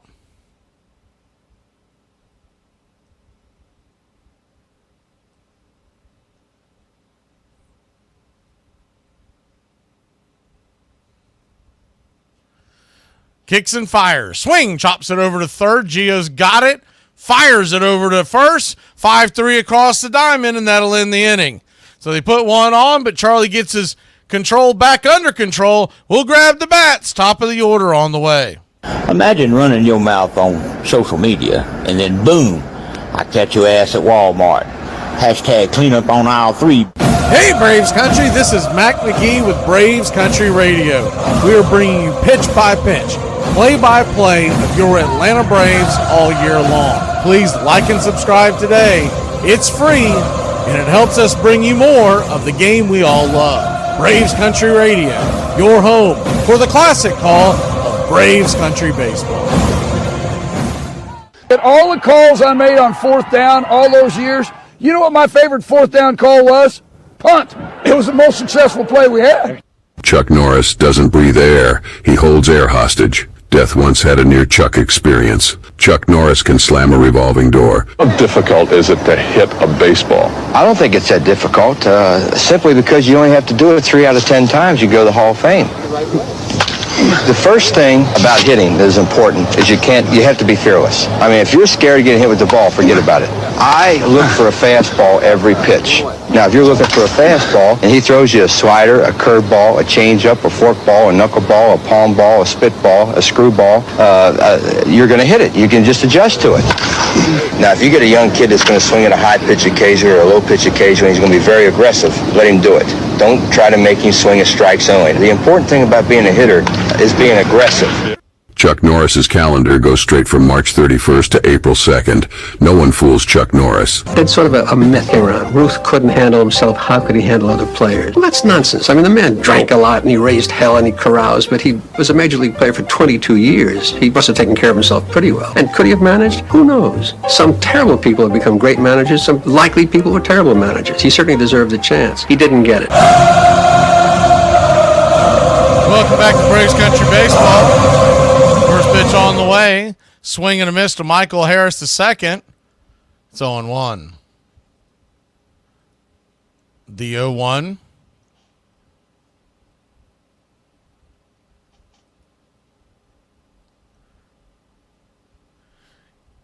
Kicks and brings it. Swing and a miss, 1-1. So a 1-1 count.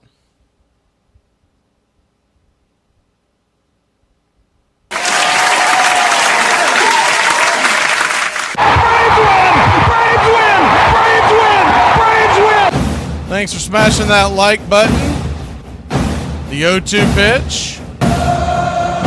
Outside wide.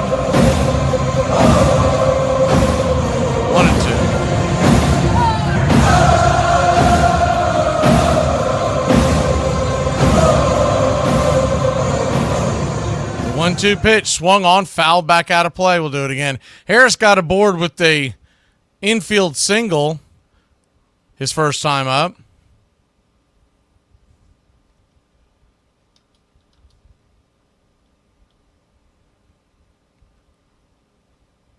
The 1-2, chops it over. That'll be another infield single. How about that? Chopped it in that same area. This time Edwards tried to cut off the third baseman Norby, and there was no way he was going to make that play either. It was a two-chopper. He had a long way to go. Norby actually ended up bouncing a third time before he was able to get to it. There was no way he was going to get that. We'll see how they score that. They do give him a base hit. First pitch to Ozzie Albies, swung on, pops it up. My God. F5 in your scorecard, one away. He has seen 2 pitches and 2 outs. I know he's anxious, but give yourself a chance, Ozzie. Take a pitch or two. I was a little surprised to see him was that high up in the lineup this early on. Thought they'd let him get his feet underneath him, but they seemed okay with it. You do like it long term if the Braves can make a run here, because Soler backing up Olsen. Matt's going to see some pitches. First pitch on the way, right there at the knees. Cutter to Ozuna. It's 0-1.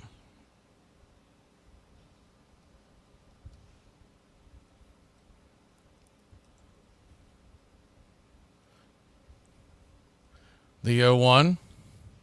Kicks and fires in the dirt. 1-1.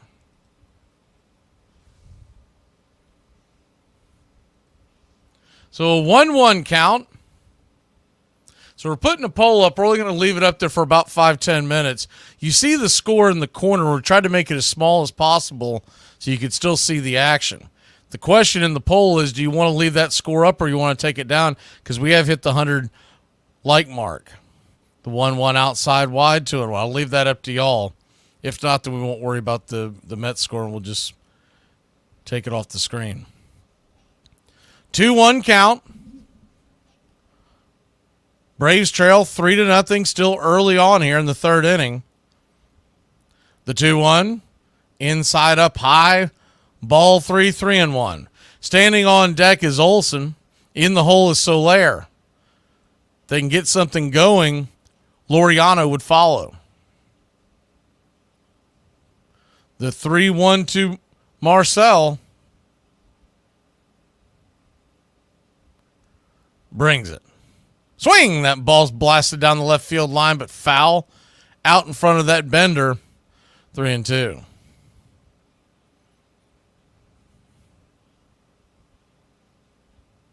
Thing hooked right in front. Actually, a pretty good catch by the ball boy down there.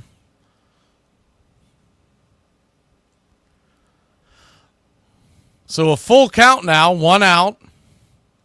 Palazzo comes set.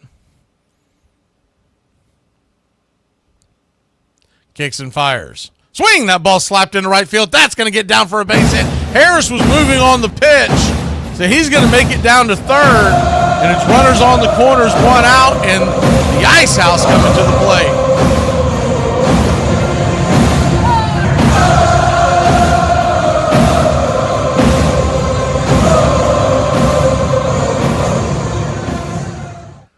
Good swat into right field.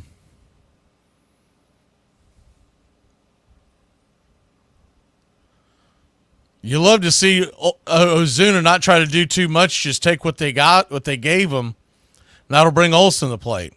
Olsen, righty-lefty, first pitch, 91 on the outer edge. Did not get the call. It's 1-0. I think Olsen was a little surprised he got the call, but he's got that sigh of relief like, all right, maybe something's going our way. So a 1-0 count. Kicks and fires. Down below the knees, 2-0. He's just missing the zone. First one out and away, this one down below the knees. Looks like he's getting a little frustrated. They were technically balls, pitches that a lot of time umpires will give you the nod, but not this time. Harris inching his way down the third base line, the 2-0. Swung on, swatted back straight foul, 2-1. A fly ball would at least score Harris. Braves are hoping to get a little more here in the inning, but you'd love to at least just chip it away. You want to at least get Harris home. Start shortening that lead. The 2-1 to Olsen. 91 on the inside. 2-2. That one looked to be a touch inside, but You can't have it both ways. If he's calling that one outside off the plate, that one has to be on the plate. So a 2-2 count, 2 on. Deuce is wild here in the third inning. The pitch. Down and in, ball 3, 3-2.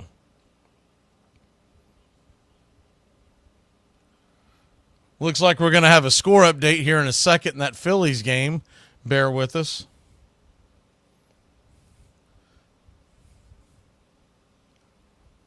The payoff pitch. Ozuna at first. Harris. Time is called by the umpire. That's going to be an automatic ball. Pitcher violation.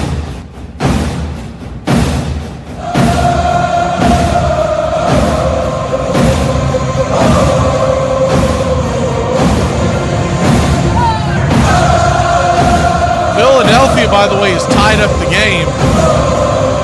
It's 2-2 in the bottom of the third. That'll bring Jorge Soler to the plate. He popped out his first time up.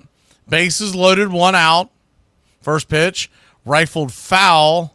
Now to play, it's 0-1. Palazzo, now at 54 pitches. Infield is back and to the left. You got to figure they're going to try to pull the string on one. The 0-1 outside wide, 1-1.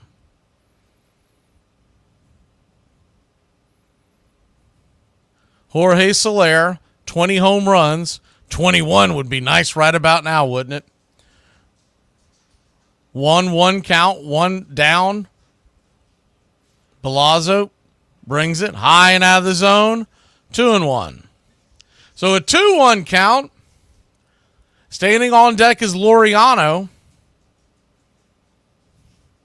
Soler batting .353 in his last 10 games with 3 home runs and 8 RBI. The 2-1 pitch. Swing! That ball's hit back foul. Just got underneath that one. 2-2. That was a floater. Got a little bit too much of the plate. Soler almost had pay dirt. Man, that's usually one Soler at least drives deep into the outfield. So a 2-2 count. You know they're looking for a double play or a strikeout. They set up inside, move outside, the pitch, outside wide, ball 3-2. So a full count to Jorge Soler. Bases loaded, Braves trail 3-0 here in the third if you're just joining us. Palazzo about to throw his 59th pitch. The payoff to Jorge. Swing lifted into center field. Going back on the track at the very back of the wall. They'll make the catch. Michael Harris II will come home and score. We'll have runners on the corners. 2 outs and the Braves have drawn first blood. It's 3-1 Miami. Man, he just missed that one, too. He just got underneath that one. I'm telling you, maybe a less than a half inch he missed from sending that over the wall. You can tell Soler's disgusted as he goes to the dugout giving high fives, but that was a good at bat no matter how you slice it, and you love getting the run on.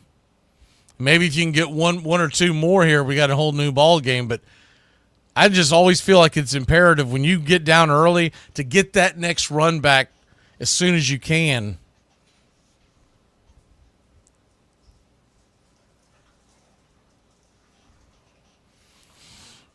It's 2-2 in New York.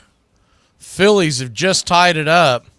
There's a pretty funny play that happened at home plate as the first pitch on the way, swung on, lifted into center, and that'll be an easy fly ball, F8 in your scorecard to end the inning. But not for your Atlanta Braves, cut it to 2. It's 3-1. We head to the bottom of the third.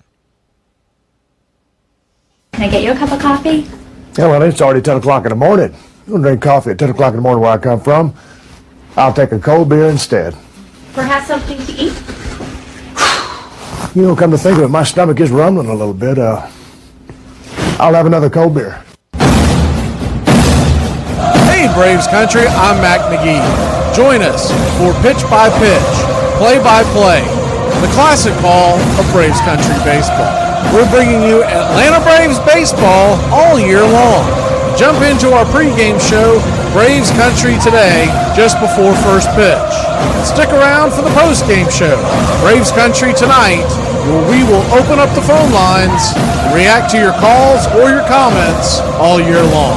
That's Braves Country Radio, pitch by pitch, play by play, your home for the classic call of Braves Country baseball. Found a rattlesnake by the shed door, told Grandpa, and he said, well, you know where the pistol is. I was 8. And with 2 out, you talk about a roll of the dice. This is it. Trying to catch lightning right now. Sachs waiting on deck. High fly ball into right field. She is gone! Hey, does anybody else whole body start hurting as soon as you start putting work clothes on? Or is it just me? Now, new heroes emerged from Ruth's shadow. Luke Appling, Johnny Mize, Earl Averill. Mel Ott of the Giants was so feared at the plate that he was once intentionally walked with the bases loaded. Hack Wilson of the Cubs hit even harder than he drank. 1 year batting in 190 runs. Still a major league record. One writer said that Wilson was built along the lines of a beer keg and not unfamiliar with its contents. Welcome back to Braves Country Baseball. That Phillies game, they had a play at the plate after Philly had already scored their tying run. First pitch on the way is a cutter off the edge for a ball to Sanchez, the number 3 hitter. It's 1-0. And the runner did kind of a hop skip and tried to touch home plate, but they got him before they could get him. So he never really touched home plate. Guess who it was? It was Alec Bohm. I saw it in the corner of my eyes like, is that Alec Bohm not touching home plate again? The 1-0. Outside wide, 2-0. So a 2-0 count. If you don't get that reference, you may not have been a Braves fan very long, but the 2-0 count. Down away, 3-0. Charlie, given a run to get back in this thing, he's got to bear down here. Last thing you want to do is walk Sanchez. Berger stands on deck, the 3-0 pitch. Down below the knees, ball 4, and it's a 4-pitch walk to start the 3rd inning. He just doesn't have it tonight. His location's all over the place. You can no longer just give games away. You wonder how long Brian Snitker will go with them.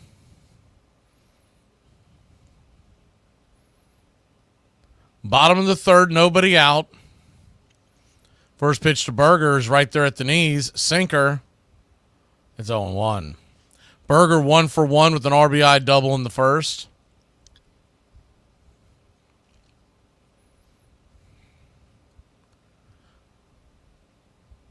The 0-1. Brings it. Swing and a miss. 1-1. 1-1 count.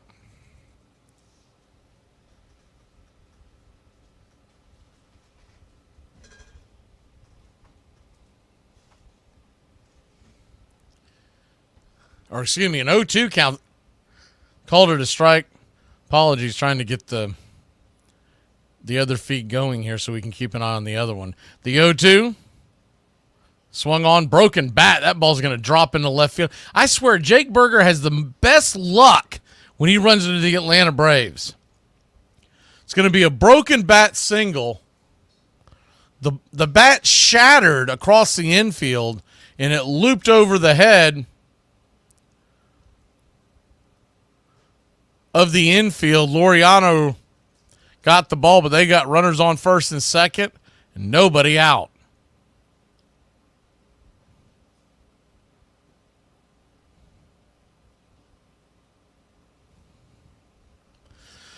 First and second, nobody out. The number 5 hitter who's 1 for 1. He singled to left his first time up. First pitch on the way to Stowers. It's a curveball at the knees. It's 0-1. The 0-1. This game has the feeling of a track meet, but still like to keep the score where it's at. The 0-1. Swing and a miss, curveball, 1-1. I know several times this year, Charlie Morton starts really getting locked in about the time that he's hit that pitch count, 4th, 5th, 6th inning, but we can't have that tonight. The 0-2, swing and a miss, strike 3. 94 top shelf, just a bit out of the zone, 1 away. Good pitch. Looked like that had some two-seam action. Charlie doesn't have a two-seam in his repertoire. It looked like it had some two-seam action. You'll see a 5-pitch mix. You know he leans on that curveball and four-seamer about 71% of the time. Then he'll mix in the change, sinker, and cutter. First pitch on the way. Sinker inside. 1-0. The 1-0. Charlie steps off the mound for a second. Double play would get us out of this jam. Bride, the first baseman, is a double play candidate. The 1-0. Kicks and fires. Curveball down and away, 2-0.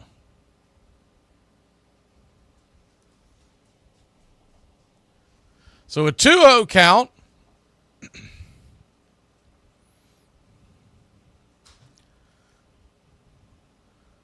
Miami 3, Atlanta 1. The 2-0, right there at the knee, sinker, 2-1.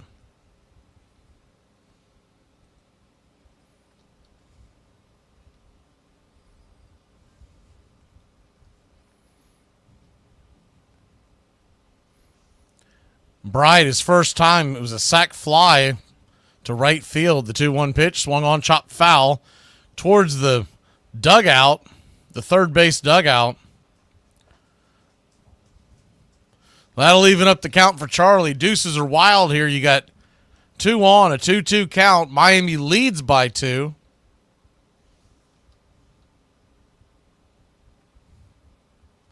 Charlie steps off the bump for a second. A little bit of a cat and mouse game between Morton and Bride. The 2-2. Swing lifted into right field. If it's Ferret's trouble, it is just foul down the line. Smacks into the corner. That ball drops. That might be 2.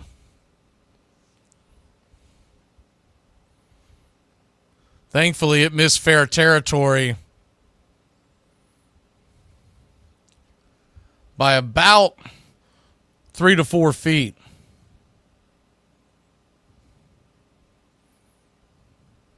'56th pitch of the night. Charlie Morton comes set. Looks back the runner at second. Brings it. Curveball swung on, chopped on the ground. It's going to be a 5-3 inning-ending, rally-killing double play. Good defensive play by Gio Urshela. Babyface takes us to break. We'll grab the bats. Down a beer? 7 o'clock in the morning. Scotch? Well, there you have it. The die is cast. The Mets are worse off now than they were when Will Palmer was their owner. Stevie Cohn, he is another false prophet, another letdown. Everything failed. The Mets, you can mark my words. Every time the Mets get a brother of a star, he's a bum. Acuna's brother, who I hear already demanding a trade, will never do anything for the Mets. This is Alex Ochoa. This is Fernando Martinez! 5-star players! 5-tool players! They're 5 suck players! They can't throw! They can't run! They can't hit! Who's gonna be left on this team next year? There's nobody! They're gonna be terrible! It's gonna take at least 10 years to be competitive! This year is a disaster! Worst season ever! You suck! And now there's nothing left! Nothing! This is the most hopeless I've ever been about this team! The Mets are worse than the Oakland A's! The Oakland A's have more hope than the Mets! Though it was a hitter's decade, one of the most admired players was a dominating screwball pitcher named Carl Hubble. Well, I was always fascinated by Carl Hubble, Mr. High Pockets. He was a left-handed pitcher for the New York Giants. And his most famous pitch was the screwball. And he'd thrown so many of these things that his arm was literally deformed. And you could see it when he walked out to the pitcher's mound. His arm, a screwball is a reverse curve like that. And he'd thrown so many that the palm was almost out when he walked out. And curious. And I was so impressed by this pitcher that I used to walk around like that when I was about 9 years old. My mother used to say, "What is wrong with that arm of yours anyway?" They finally made me stop it. It looked as though I'd fallen out a window or something, and my parents hadn't had enough money to give me the right operation to get the thing twisted back right. Please like and subscribe today. It's free, and it helps us bring you more. Welcome back to Braves Country Baseball. If y'all looking at the screen, Philadelphia has taken a 4-2 lead in the top of the fourth against the Mets. First pitch on the way to Sean Murphy is right there at the knees. It's 0-1. Murphy popped out in the second inning. Righty-righty matchup. Tying run on deck, the 0-1. Outside wide, 1-1. Standing on deck is Gio Urshela. Also due up in this inning, Orlando Arcia, so the 7-8-9. The 1-1. Swing and a miss. 1-2. Palazzo, 63 pitches here in the fourth. The 1-2. Swing. Hammered down the left field line, but foul. We'll do it again. Braves hitters are getting some good swings on this pitcher. Now, he typically doesn't go more than about 5 innings. So if we're going to get to him, we got to get to him now. The 1-2. Swung on and hit over to short. 6-3 put out to start the inning. 1 away. 1 down.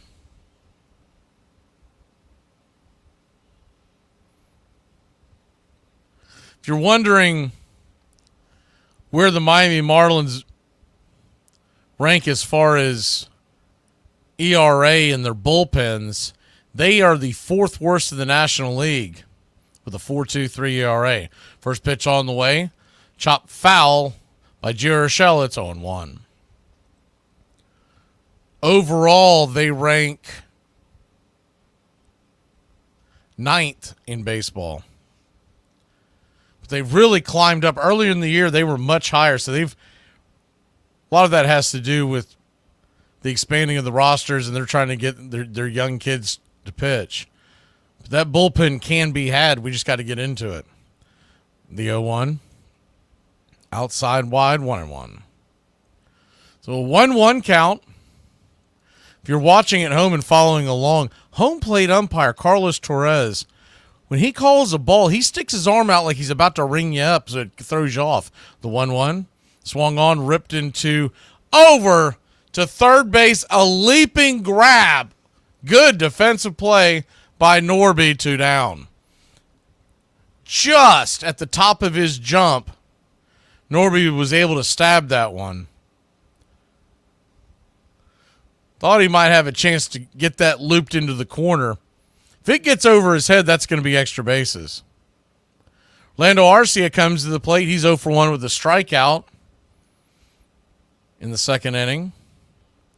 First pitch to Orlando. Swing! That ball's blasted. If it's fair, it's gone. It's going back on the track.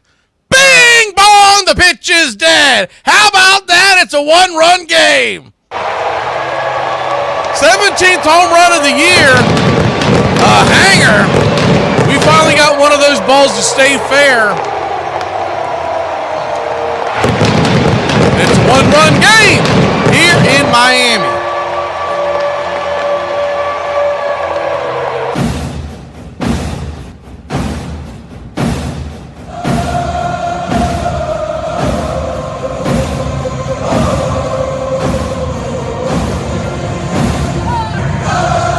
Solo shot into the Marlins bullpen. First pitch on the way to Harris. That ball's blasted. It's not going to stay fair, though. Gets over towards the upper deck, but plenty foul. 0-1. I don't have the time to type it in, but if someone can explain to folks like, I think it was Noah, what that means on the screen, because I see him saying that the Mets are losing. It's on your screen, Noah. The 0-1 misses high, 1-1. So a 1-1 count. I abbreviated it so it would stay out of the way of y'all seeing the game. 1-1 count. Swung on, chopped it over towards second. That's going to end the inning. 4-3 putout. But not for your Atlanta Braves. Cut it to a 1-run lead. Come on, Uncle Charlie. We need the good Uncle Charlie this next inning. Steak and donut sandwich, please. You want cigarettes on that sandwich? Oh, I look like a Mary? Yes, I want cigarettes.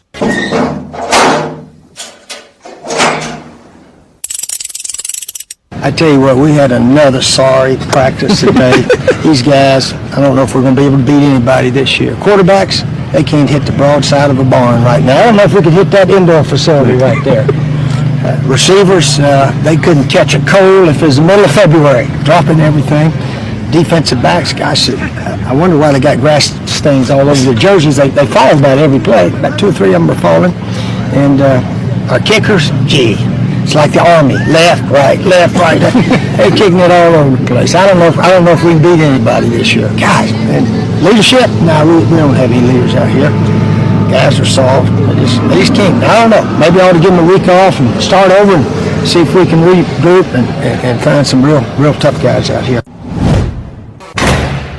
And is it correct you just started identifying as female 2 weeks ago? I'm not here to talk about my transition. Let me tell you something. I am the strongest woman this state has ever seen. Any words for the challenger? Good luck, Heather. Luck is for dudes. Armchair. In the 1934 All-Star Game, Hubble astonished the baseball world by striking out in succession Babe Ruth, Lou Gehrig, Jimmy Fox, Al Simmons, and Joe Cronin. I saw so many great pitches, and maybe it's because of an early impression, but of all the pitches I saw, thinking in terms of their control of themselves, as well as their ability to throw the ball, to manipulate the pitch. I would say, let's put it this way, if I had a ball game to be pitched and my life hung on the balance, I'd want Carl Hubble to pitch it.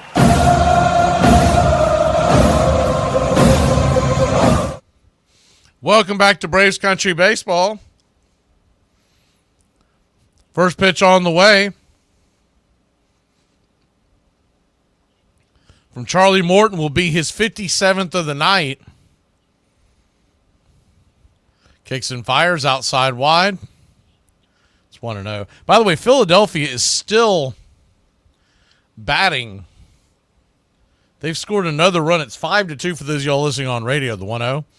Down and away, 2-0. Feels so sacrilegious to be pulling for the Phillies, but here we are. The 2-0 pitch. Outside wide 3. Now Charlie once again coming out of the gates in the inning. Cannot find the strike zone. He did it last inning. Had a 4-pitch walk. Lopez. The 3-0 pitch. Right there for a strike. There we go. 3-1.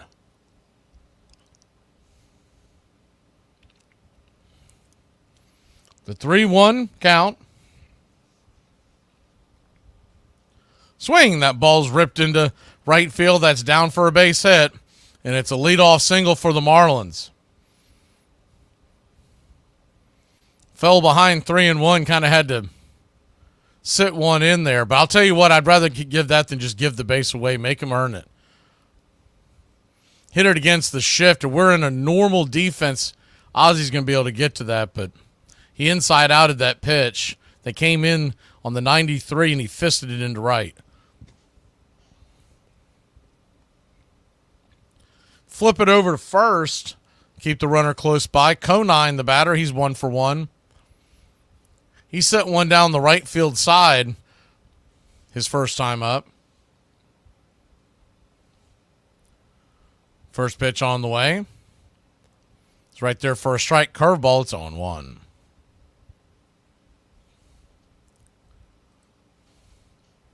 The 0-1. Brings it. Outside wide. 1-1.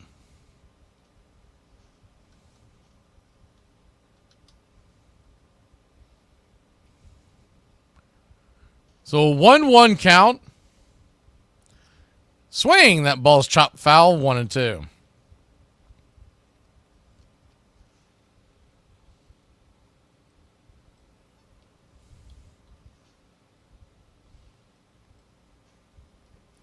Braves trail by 1. Bottom of the 4th inning. We've got an up at 8 in Philadelphia for those of y'all on radio. The 1-2. Philly has taken an 8-2 lead, a 3-run home run by Alec Boehm. They're still in the 4th inning and batting. The 1-2. Swing and a miss, strike 3. Big out by Uncle Charlie, 1 away.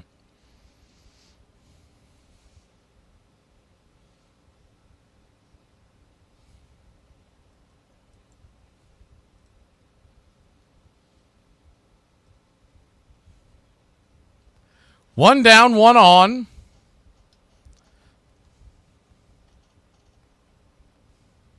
First pitch on the way. Outside wide for a ball. It's 1-0.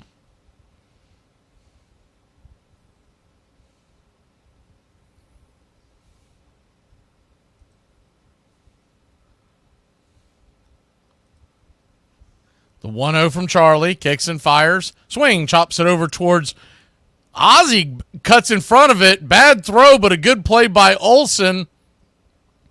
So the runner was going. That's why Ozzie was in the middle of the infield like that. He cut off the throw, or cut off the base, the ball that was hit. The only play they were going to have is first. Ozzie handcuffed Olsen, but Olsen did a great job of making sure he held on to the ball. There are 2 outs.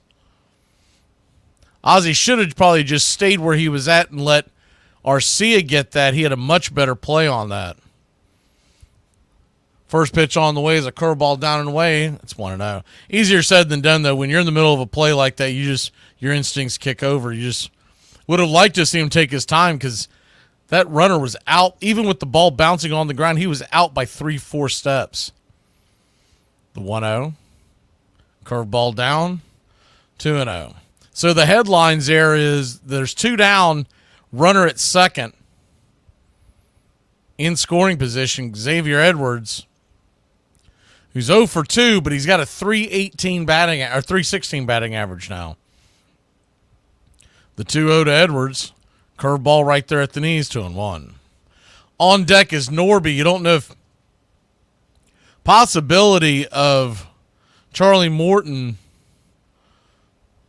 pitching around Edwards to get to Norby. Infield, shifted to the left, or to the right, excuse me, the 2-1, pops it up. High in the sky. That should be Money Mike time. Harris will make the catch, and that'll end the inning. Marlins threatened, but hey, we're here. It's 3-2. We grab the bats. Ozzie, Ozuna, Olsen coming up. If I was a flight risk, I wouldn't even be here. I could be in another country this afternoon if I wanted to. I got friends who can create false passports. All right, I apologize for my client, Your Honor. Apologize for your client. Don't apologize for me. I didn't rob no bank, okay? I don't want everyone in here thinking I'm some kind of bank robber, okay? I don't need the money. I'm a drug dealer. They had played 9 years together, and Big Papi never knew Dustin Pedroia's name. He called me Pee-wee. Catcher comes over to me and goes, "Hey, what's up, Dustin?" I go, "Hey, what's up, man?" David walks over and goes, "What'd he call you?" And I go, "What?" He goes, "What'd he call you?" I said, "Dustin." He goes, "Hey, why'd he call you that?" I go, "That's my name." He goes, "Oh, is that right?" I'm like, "Yeah, bro. I played 1,600 games with you. They've actually said it 5,000 times. Now batting, number 15, Dustin Pedroia." And he goes, "I thought it was Pee-wee." And I'm looking at him, I'm like, "You thought my parents would name me Pee-wee?" Armchair.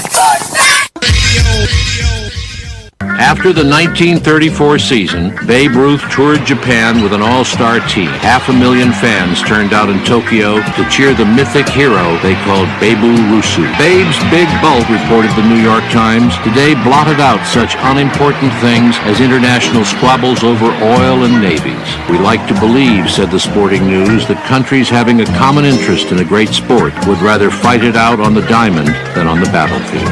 The Americans won 17 of 18 games. Ruth hit 13 home runs. But in one game, a high school boy named E.G. Sawamura struck out Ruth, Charlie Gehringer, Lou Gehrig, and Jimmy Fox before the Americans managed to get a single winning run. Sawamura became a national hero, and the tour sparked the formation of the first Japanese professional league.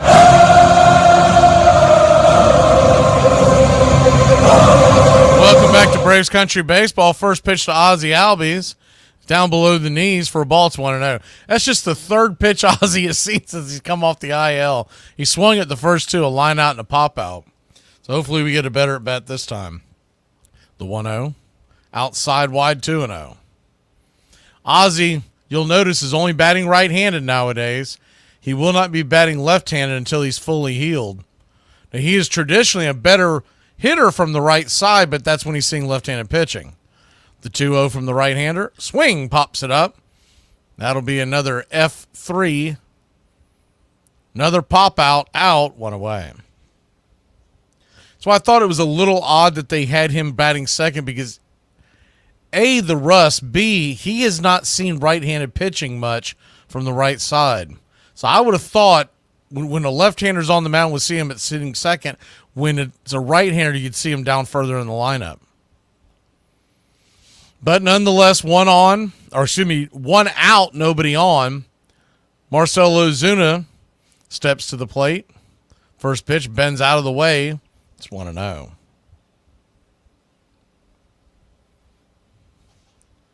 The 1-0.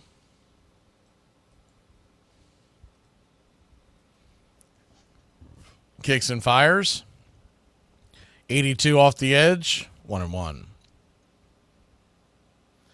They're in the bottom of the fourth in Philly. They just finished the first in Milwaukee. The 1-1, outside wide 2-1. Good guys are winning, or I said in Philly, in New York, Philly and New York. Good guys are winning in the New York-Philly game. The bad guys are winning in the Arizona-Milwaukee game. The 2-1 swung on, chopped over to first. It's going to be a 3-1 put out. 1 away. 1 down. Matt Olson will come to the plate. Looks like actually a pretty decent crowd for the Miami Marlins tonight. It's not as barren as it normally is, but I'd say a lot of those are probably Braves fans. I noticed yesterday in that strange game that they had at the middle of the afternoon, that place was packed to see the Dodgers and Shohei Ohtani.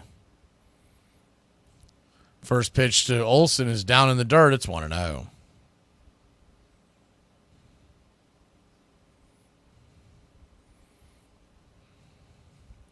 Righty-righty matchup.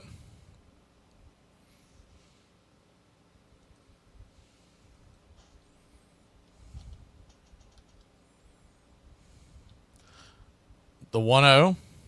Up top, cutter, taken for a strike. 1-1 to Olson. He's 0 for 1. He has walked.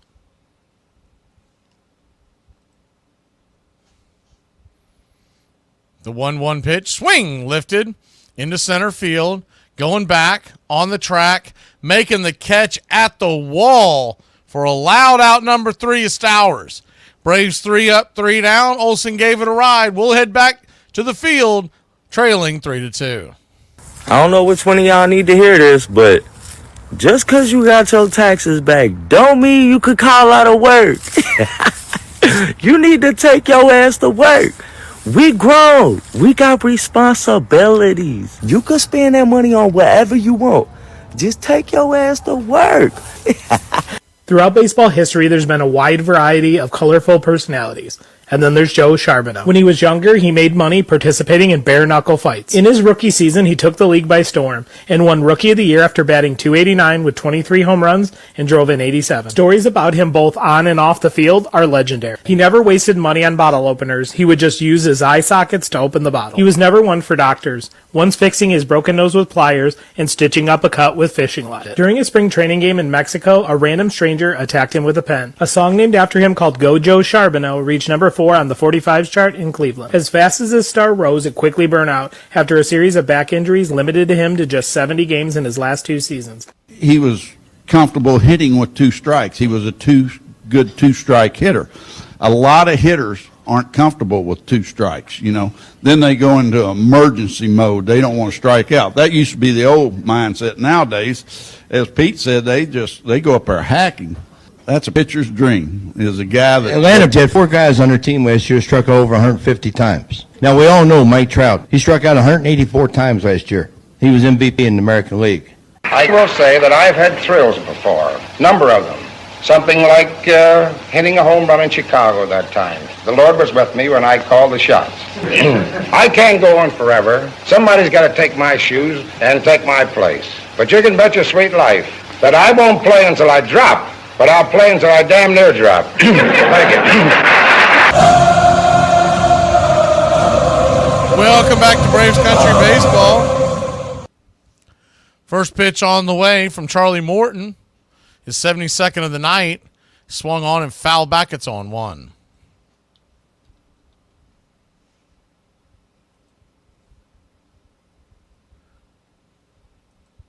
The 0-1. Kicks and fires. Swing and a miss. Change up. 0-2. 0-2 count.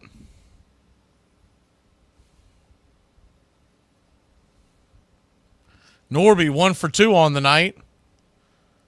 Pitch misses high. 1-2.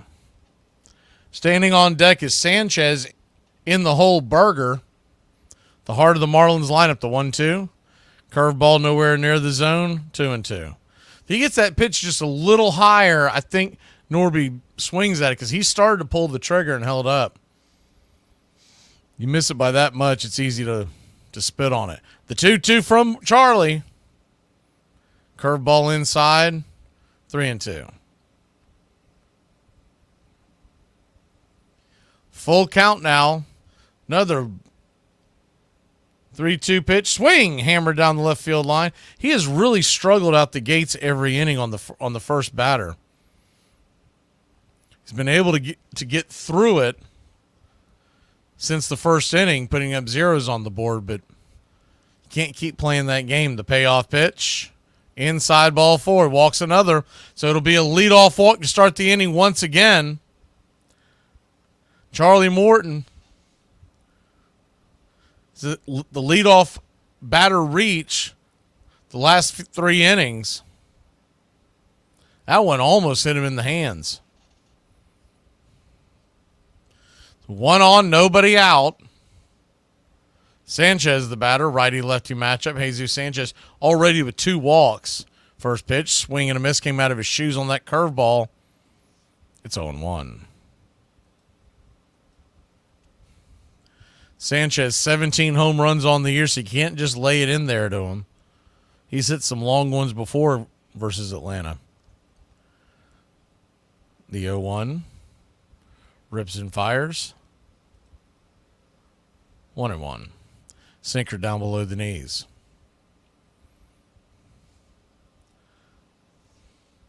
1-1 count. Still 8-2 Philadelphia. That game is in the 5th. 1-0 Arizona in the 2nd. The 1-1. Swing and a miss. 1-2. Another curveball down and in. 1-2 count. Charlie loves with 2 strikes to go to that curveball to the left-hander. The only thing you worry about on a night like tonight is with his control issues, he's been known to hit the batter on the back foot. Charlie turns around and flips it over to first to keep the runner close by.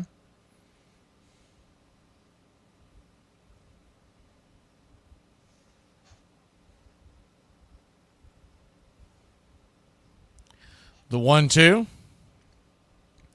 Brings it. Swing, chops it foul. Just got a piece of that. Might have got a piece of his leg. Bouncing away, 1-2.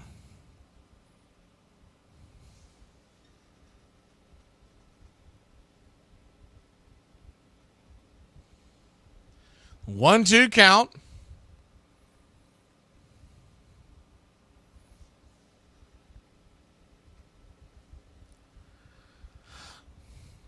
Miami 3, Braves 2. Bottom of the 5th inning, nobody out. The 1-2 pitch from Charlie. Turns around and flips it over to first real quick.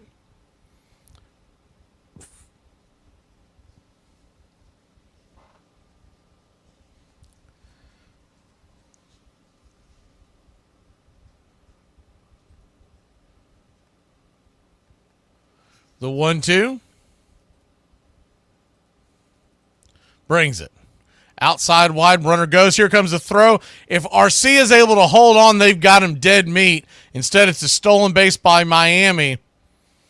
Bit of a wide throw of the bag. Arcia trying to lunge for it.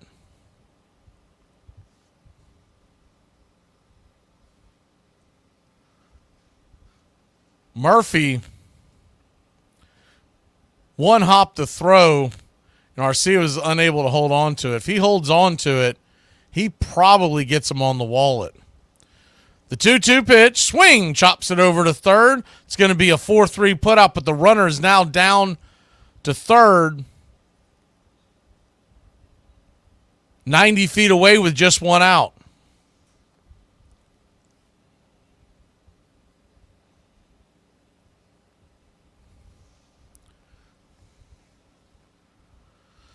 So Berger comes to the plate. He's 2 for 2.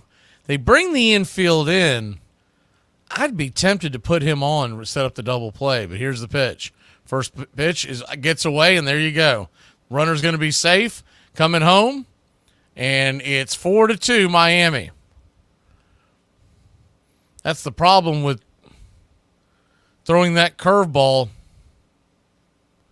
The runner at third gives away another run.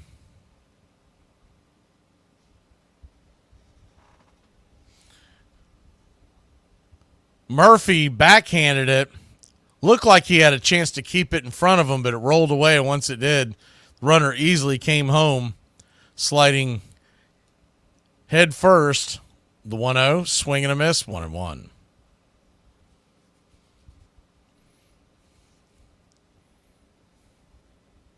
One count.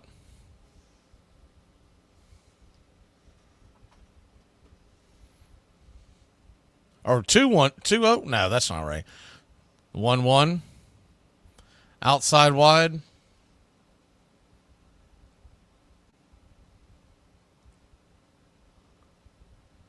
They're showing three on the screen. Okay, there you go. The 2-1 pitch. Swung on, chopped over to short.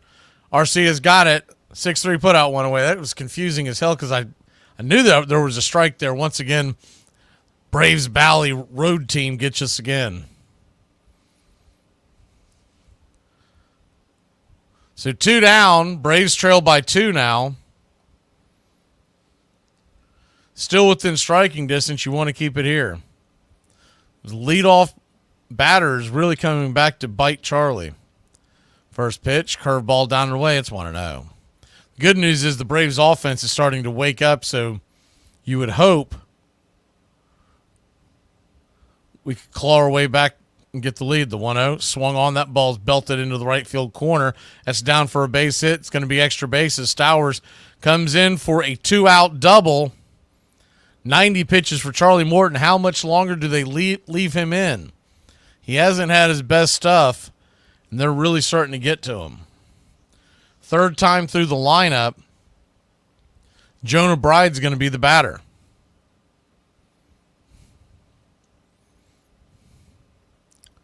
You see Snicker do this all year long, but now you're in the situation where you really can't afford to just give games away.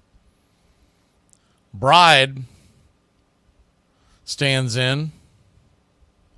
Righty-righty matchup. First pitch on the way. 93 up top.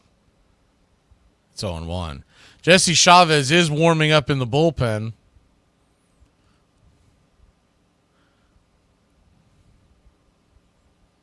The 0-1 count. Brings it. Right there at the knees. Curveball 0-2. Braves trail by 2. Still a long way to go in this one. If you can keep it right here, you're within punching distance. A bloop and a blast would tie it. The 0-2 from Charlie. Swing! Pops it up. High in the sky. Should be catchable by Michael Harris. He makes the play, and that'll end the inning. Charlie coughs up another, but we only trail by 2. Soler, Laureano, Murphy coming to the plate. So we pull up our canoe, and there are like 400 Indians with arrows aimed right at us. I'm starting to freak a little. Actually, it was probably closer to 300. Okay, thanks, Clark. So I say, we come in peace. Well, no offense, but it was actually Sacagawea who said that. Right. Well, luckily we brought plenty of beaver furs. Pelts. Do you want to tell the story, Clark? Here is the time that Babe Ruth fought the wall, and the wall won. July 5th, 1924. In Ruth's first at bat, he slapped a double to right field that moved leadoff hitter Whitey Witt to third. In the fourth, with 2 outs and a runner on third base, Senators first baseman Joe Judge connected on a pitch that went down the right field line. Seeing this, Ruth sprinted to the left, hoping to end the Senators' scoring opportunity. As the ball dropped foul into the crowd, bam! Ruth ran full force into the wall and dropped unconscious to the grass. Immediately, both the Yankees trainer and uniformed police hurried to the Babe's aid. At first, they thought he had hit his chin on the concrete, but they soon discovered that he had been knocked out by a jolt in the solar plexus. He also hurt his left leg at the hip. Ruth would eventually come to after 5 long minutes.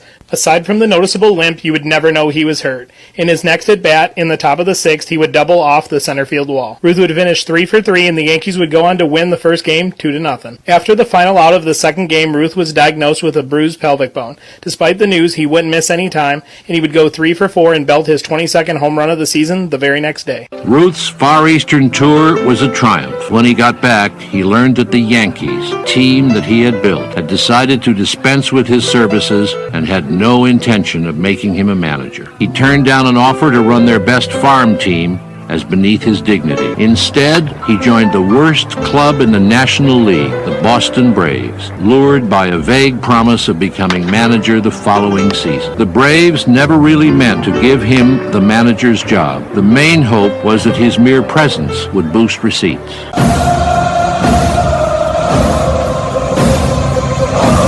Welcome back. Jorge Soler stands in. First pitch from Belazzo. Nowhere near the zone, in the dirt. Curveball. It's 1-0. The Marlins have a righty warming up in the bullpen. Belazzo, 83 pitches in. Top of the 6th, the 1-0. Outside wide, 2-0.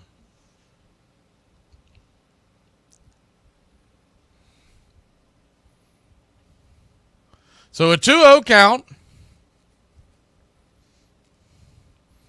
Brings it.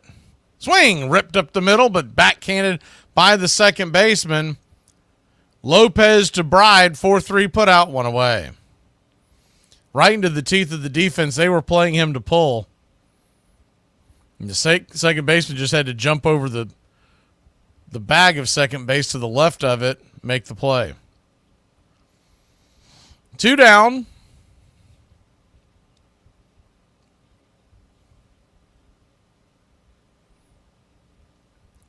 Ramon Laureano stands in. First pitch misses high, 1-0.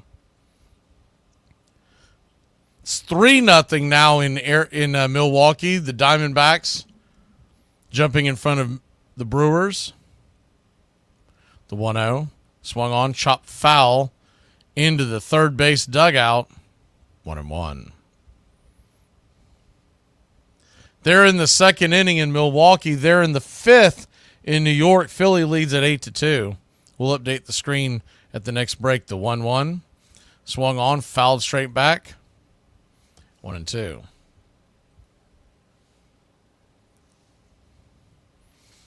Valente Belazzo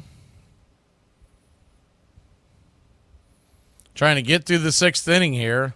He's at 88 pitches. Ramon digs in the pitch. Swing, hit high and deep into right field, going back on the track. Zip, boom, bam, it's gone. shot, and the Ramones. It's his 10th home run of the year. 404 happy feet to go. We want to be sedated. The Ramones makes it a one-run game. Let's go, Braves country. He took a fastball. That tends to be his wheelhouse, I've noticed. You give him a fastball in the outer part of the plate, he can get to it. He'll shoot it over that right field wall. Kind of reminds me of different swing, but it reminds me of the way Austin Riley tries to shoot towards that right center field wall. Balazzo, that's going to be it for him. We'll head to a quick break. Pitching change in Miami. Braves trail by 1.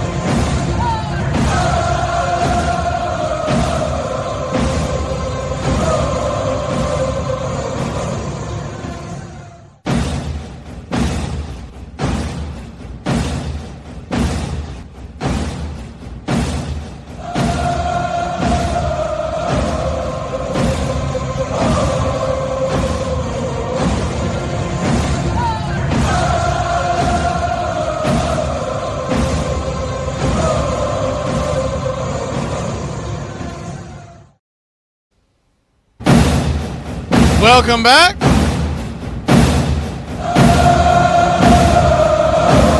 Atlanta has cut this to a one-run game.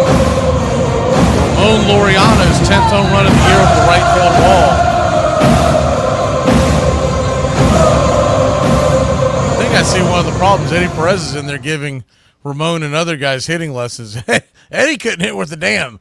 Eddie, you stay away from our hitters. You just talk to the catchers on how to play defense. Anthony Bender comes on, a 4.28 ERA, righty-righty matchup to face Sean Murphy. First pitch on the way, inside, 87-mile-an-hour. Call that a sweeper. That thing did not sweep. It's 1-0. Looked more like a changeup. The 1-0.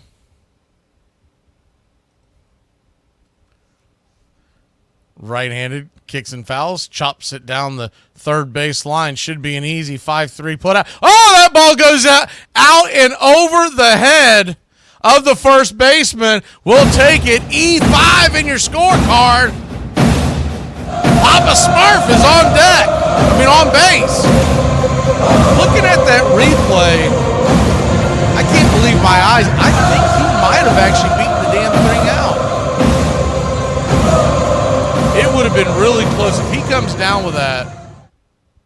Now, if the throw's on the money, no. But if he comes down with that, I think he's going to beat him out anyways. That's probably going to be an E5. But Murphy was busting it down the line. We know he doesn't have great speed, but he was hustling. First pitch to Urshela, swung on and ripped foul. It's 0-1. Righty-righty matchup. Runner at first, 1 out. Braves trail by only 1. The 0-1. Kicks and fires.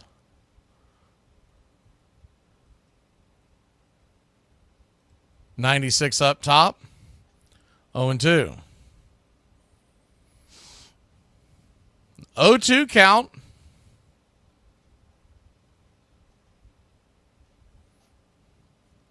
Standing on deck is Arcia. He's gone yard tonight. The 0-2 swung on, ripped over towards second. Ball is dropped. It's going to end up being a 4-6 put out. The ball was hit hard right on the screws. So that's the bad news. Murphy is out at second. If he keeps running, I don't think he's going to beat it out anyways. The good news is we get to swap out the runners. And Gio has much better speed than Murphy. So anything that gets down in the gap should score Gio. So you'll take that swap out all day long. If you had to have an out, the ball was hit way too hard for a infield fly. First pitch on the way is a sweeper right at the knees. It's 0-1. They keep calling that thing a sweeper. It really has more of a changeup type action. The 0-1. And thrown way too hard for a so-called sweeper. It's coming in at 87-88. The 0-1 swung on, chopped down the third base side. That's going to be a 5-3 put out. Bad throw, but a good scoop by the first baseman, Bride, and that'll end the inning.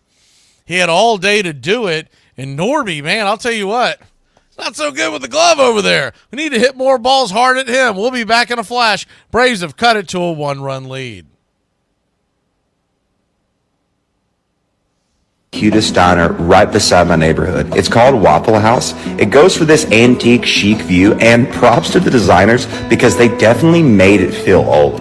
The menu had several different breakfast options. I asked the waitress what's her favorite thing. She said Xanax, but I just went ahead and went with the All-Star Special. I asked her what paired best, and she gave me a Mr. Pibb. It was awesome. The bacon was a little undercooked, so I asked the chef to throw it back on the grill for a bit, and she said fight me. They're so quirky there.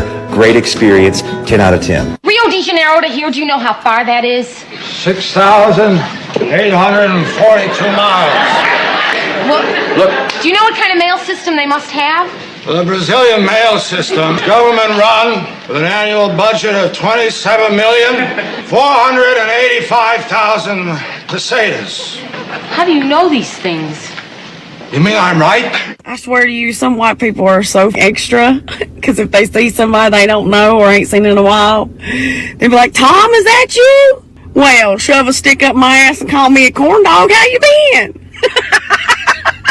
In 1936, two new stars made their first appearances in the big leagues. The first was a 17-year-old fastball pitcher from Iowa, whose father had built him his own practice field. He was signed by the Cleveland Indians, and in his very first start, he struck out 15 St. Louis Browns. A few weeks later, he set an American League record by striking out 17 A's. Then, he went back home to finish high school. His name was Bob Feller. We went to the World Series in 1834 in St. Louis and saw the Gas House Gang. And I thought right then and there that I was only 15, that Major League Baseball wasn't that far away. And not being cocky, I had a lot of confidence. My father gave me a lot of confidence. I never was afraid of a batter on a mound. They may hit me well, but I was never afraid of them. Welcome back. First pitch from, you guessed it, Charlie Morton back out there. Curveball at the knees, it's 0-1. 94 pitches in. The 0-1 to Lopez. Swung on, chopped over to first. Olson's got it, flips it to Charlie, covering the back. Barely got him. Barely got him. We'll have to see the replay on that. The Marlins might challenge this. It was really close. They must have got him because Skip Shoemaker winded it up and said, oh, yeah, he barely got him. That's not even half a step. That's not even a quarter step. It's by a shoelace.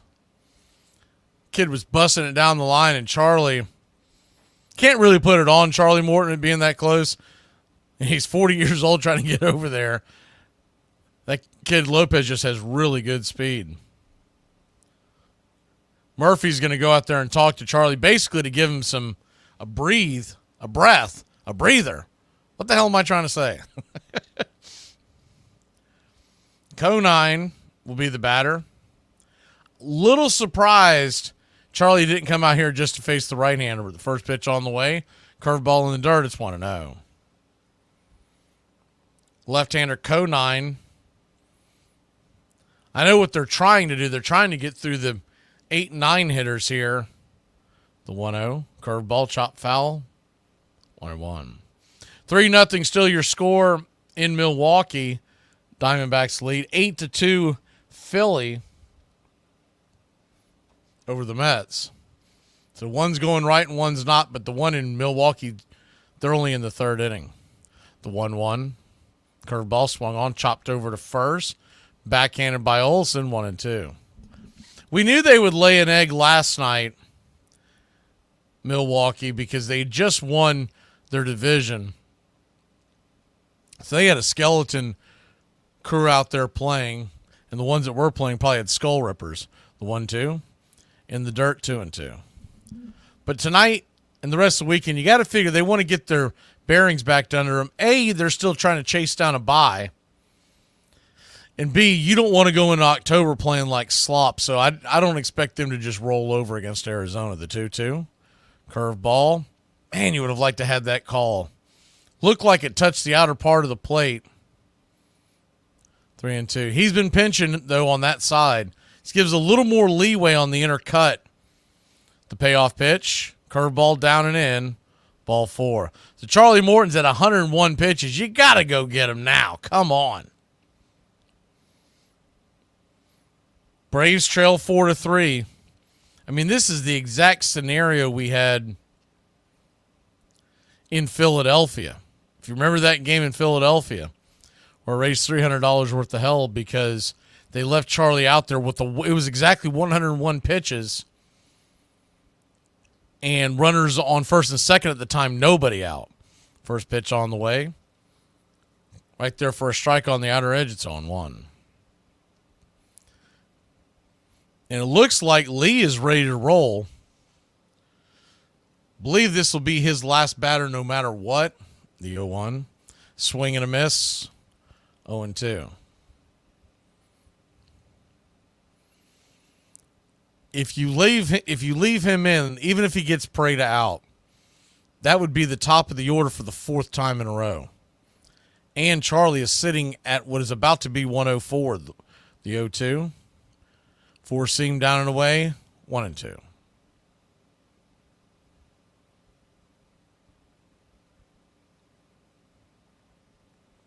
The 1-2 count. The pitch. Swing. Chops it over to third. It's going to be a 5, 4, 3. Inning-ending double play. So he dodged that bullet. The one in Philadelphia went 3-bomb over the wall. We'll grab the bats. Trailing by 1, top of the order on the way.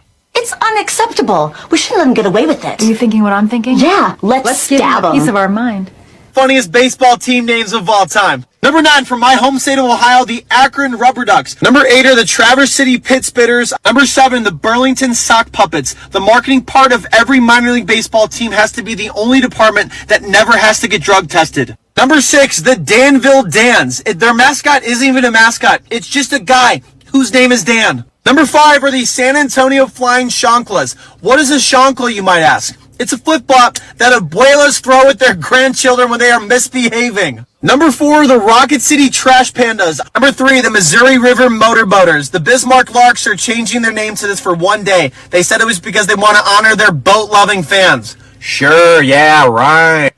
Number 2 are the Carolina Disco Turkeys. What is a disco turkey? I don't care. It doesn't matter. Take all of my money. And number 1, the Florence Yalls. What is their team name? A yawl. What is a yawl? A water tower. What? It was a ton of Gen Xers that just unanimously agree that the good old days were better. Give me a real concrete answer on why the good old days were better than now.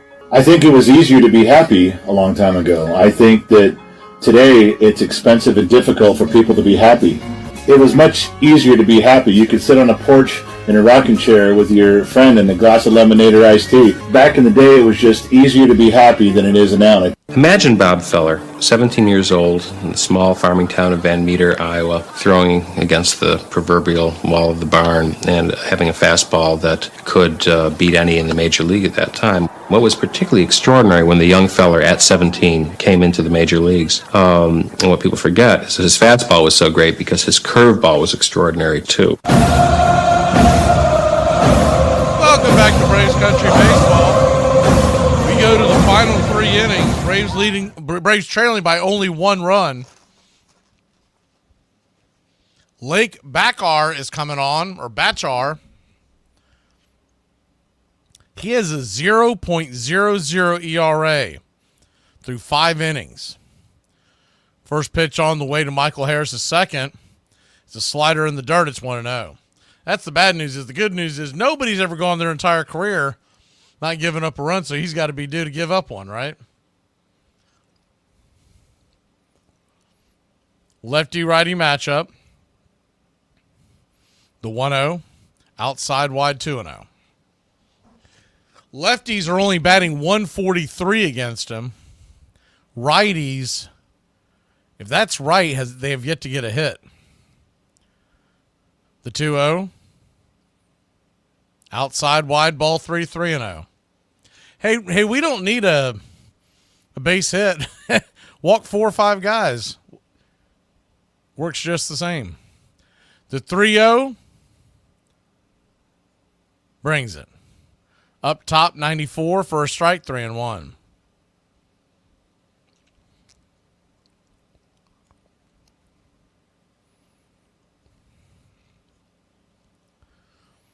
Infield is back into the right. The 3-1 pitch. Swing. Chase that one out of the zone. 3-2.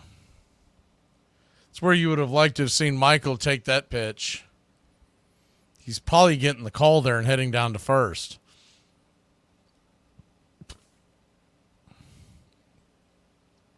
The payoff pitch.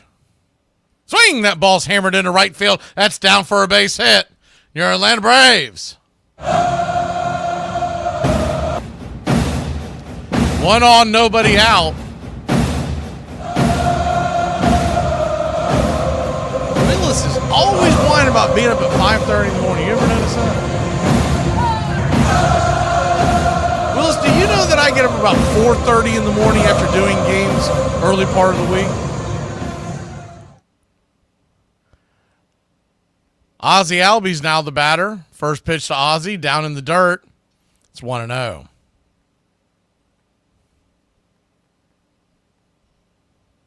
The 1-0.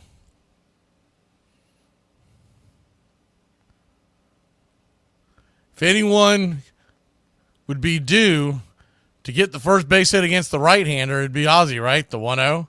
94 outside wide. 2-0. He's been calling that wide strike. That ball was definitely off the plate. But he has been calling that, to be fair. Good on Ozzie not to swing at it, the 1-1. Swing! That ball's hammered down the left field line. Just foul. If that thing is fair, we got a tie ball game, and Ozzie's at least at second base.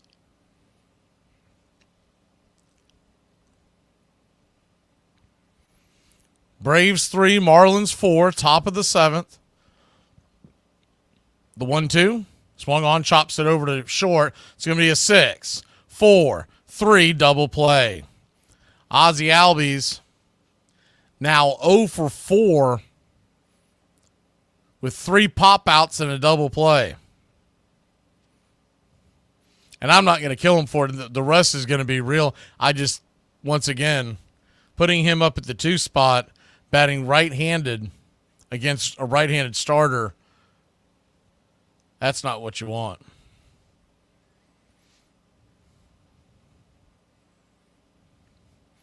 Marcell Ozuna takes the first pitch, 4-seam fastball right down the pipe. It's 0-1. 1 for 3. Ozuna tends to go crazy here in this park, waiting for him to erupt. The 0-1. Down and in, 1-1.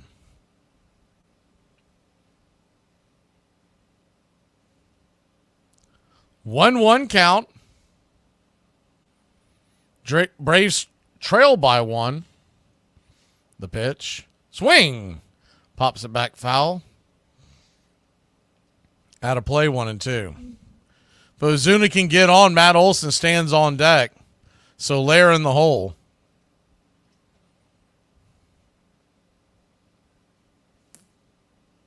The 1-2. Swing! That ball's lifted into right field, going back on the track. That's going to get off the wall. That's going to get down where the green grass grows. Ozuna is going to have to slam on the brakes and turn around and go to first. That ball came flying off the wall. A good defensive play by Conine keeps him to a long single. Probably the smart play there. He throws a very accurate ball to second, and Ozuna's probably dead meat if he tries to go. 1 on, 2 outs. He missed a home run by 5 to 7 feet, maybe. Batchard now coming back out there. They're going to have a quick mound visit. Home plate umpire Carlos Torres is going out there to make his way out there to break it up. Stottlemyre, the pitching coach, going over options. Matt Olson at the plate. Matt Olson representing the go-ahead run. Tying run stands at first in Ozuna. Too early to take him out for a pinch runner, especially with 2 outs.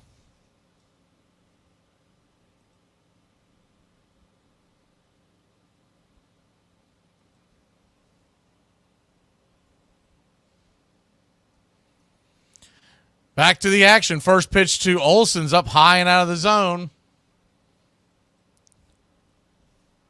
1-0. The 1-0. Pitch down and away, change up, 2-0. So a 2-0 count.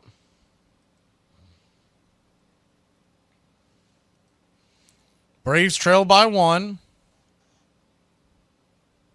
The pitch. Slider right down the pipe, taken all the way 2-1. It's one of those ones, if Matt's looking for that one, man, he takes that thing 400 plus feet.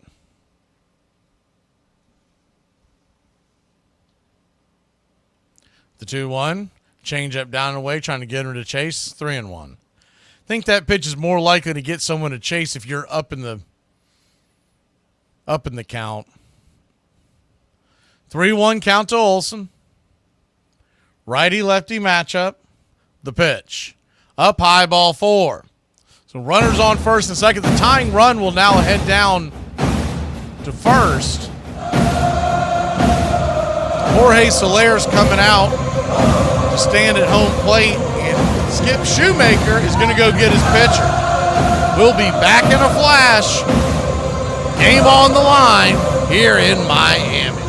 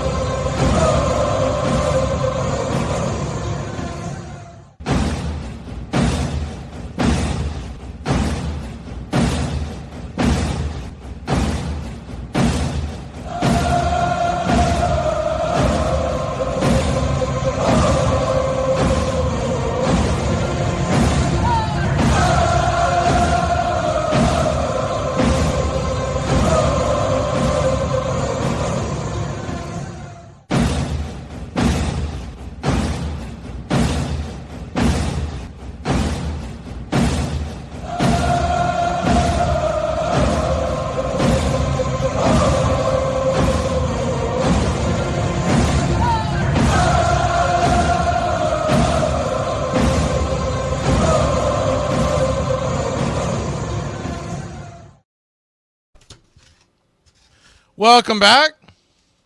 Braves Country Baseball. For any of you football fans or folks that just want to take a stab at it, tomorrow begins our survivor pool.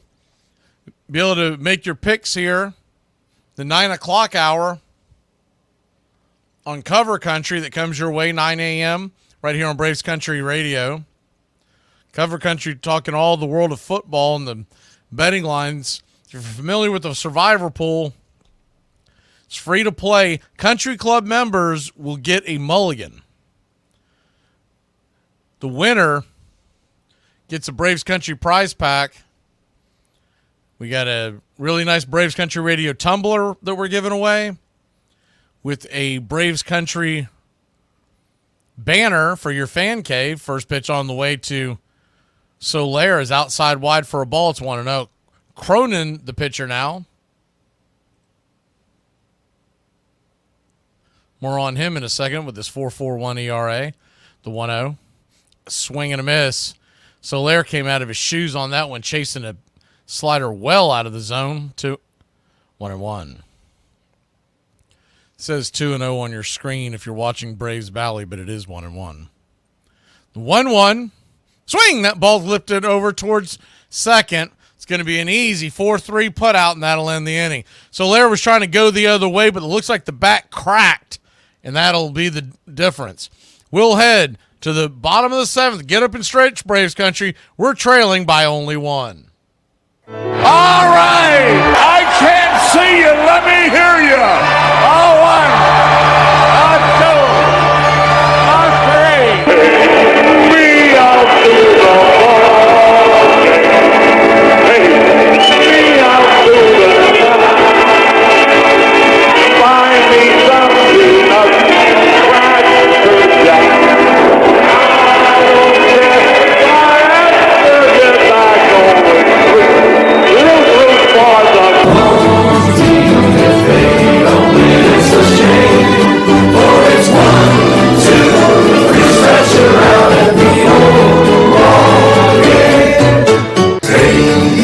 To the ball game, take me out with the crowd. Buy me some peanuts and cracker jacks. I don't care if I ever get back. Let me through.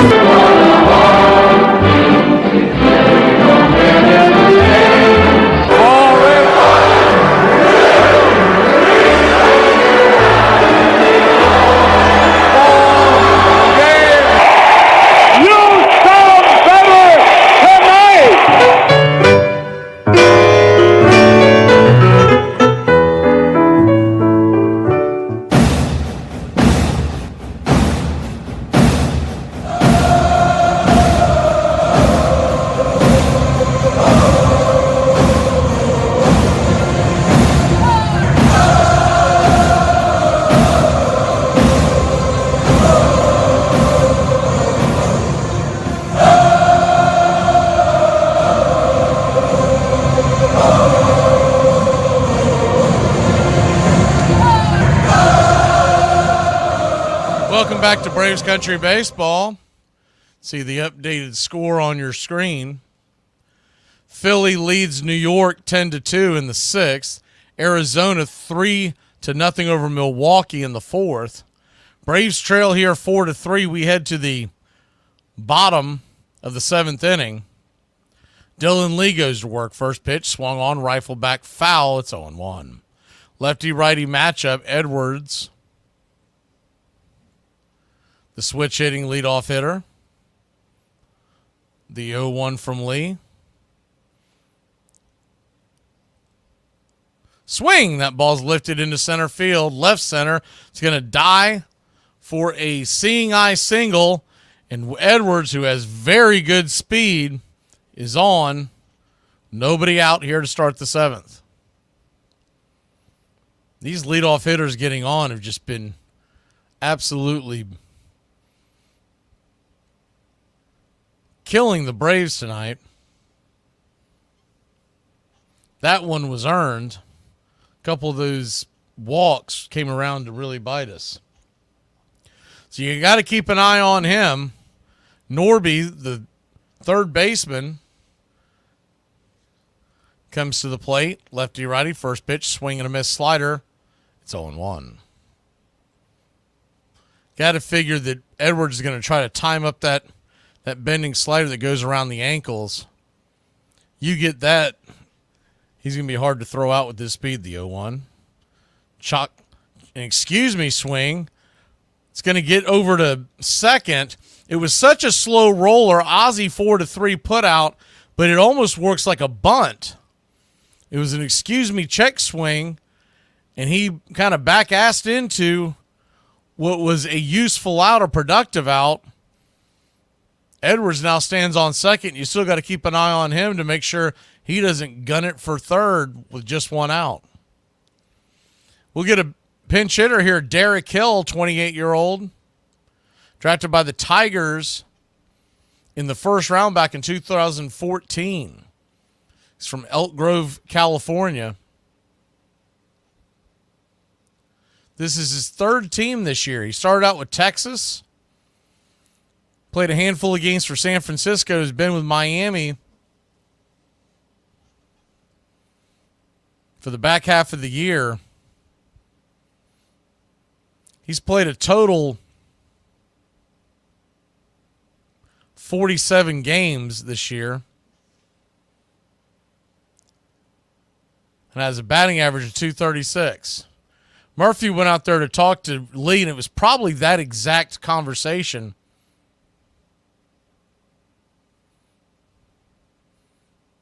I'm not sure what in the world's going on here with home plate umpire, but Carlos Torres, I believe, just called an automatic ball. He said that Lee wasn't looking at the batter. First pitch on the way, in the dirt. Double check that there. It's odd for that to come out. So I guess he didn't give an automatic ball. He was giving a warning.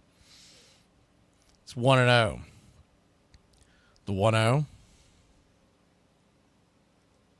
Looks back the runner, kicks and fires. Swing, fouls it back. 1-1.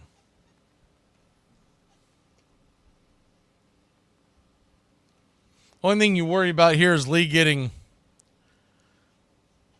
so distracted by Edwards that he's not focusing at the bat.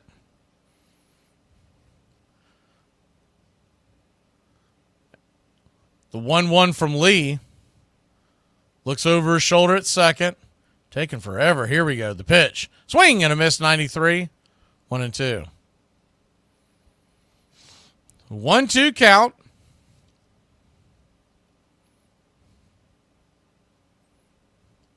Braves trail by 1 here in the 7th inning.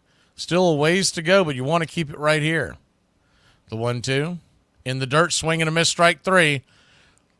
Ball gets away, but Murphy looks back the runner at second, fires it down to first. 2 away. So I'm not saying that eliminates the threat of the stolen base, but it's less important now, so Lee can really bear down and go back to work. Big strike out there by Dylan Lee. The slider in the dirt. Good block by Murphy to keep that ball from getting away, but man, would that have been a disaster. They're going to go ahead and intentionally walk Berger. Whew, you can do a sigh of relief there. He has been a Braves killer. And I think, Snicker's going to go get Lee. He's done for the night because they're waiting to see, and they did. Christian Pache, the right-handed bat for the Marlins, is coming on. Dylan Lee is kind of rolling his eyes. He's like, man, I can get old Christian Pache. Come on now. Pierce Johnson is coming into the game with it all on the line. We'll be back in a flash here on Braves Country.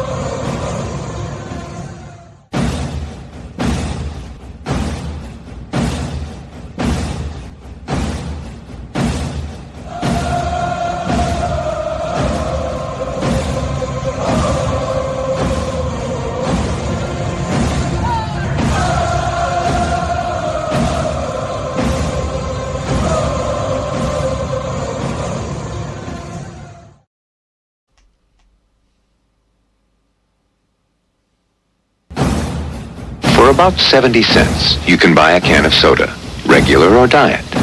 For about 70 cents, you can also buy a cup of coffee. For about 70 cents, you can buy a pack of gum, plain or sugarless. For 10 cents a day, you can buy the Country Club for Braves Country Radio. Welcome back. Your Atlanta Braves trail this one 4-3. We're in the bottom of the 7th inning.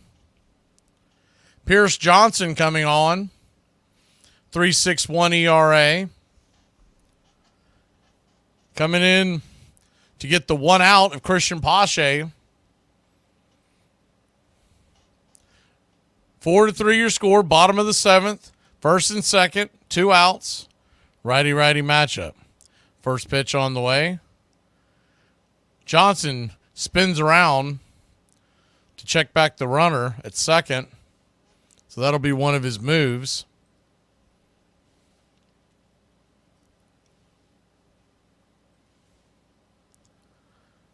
The first pitch in the dirt, 1-0.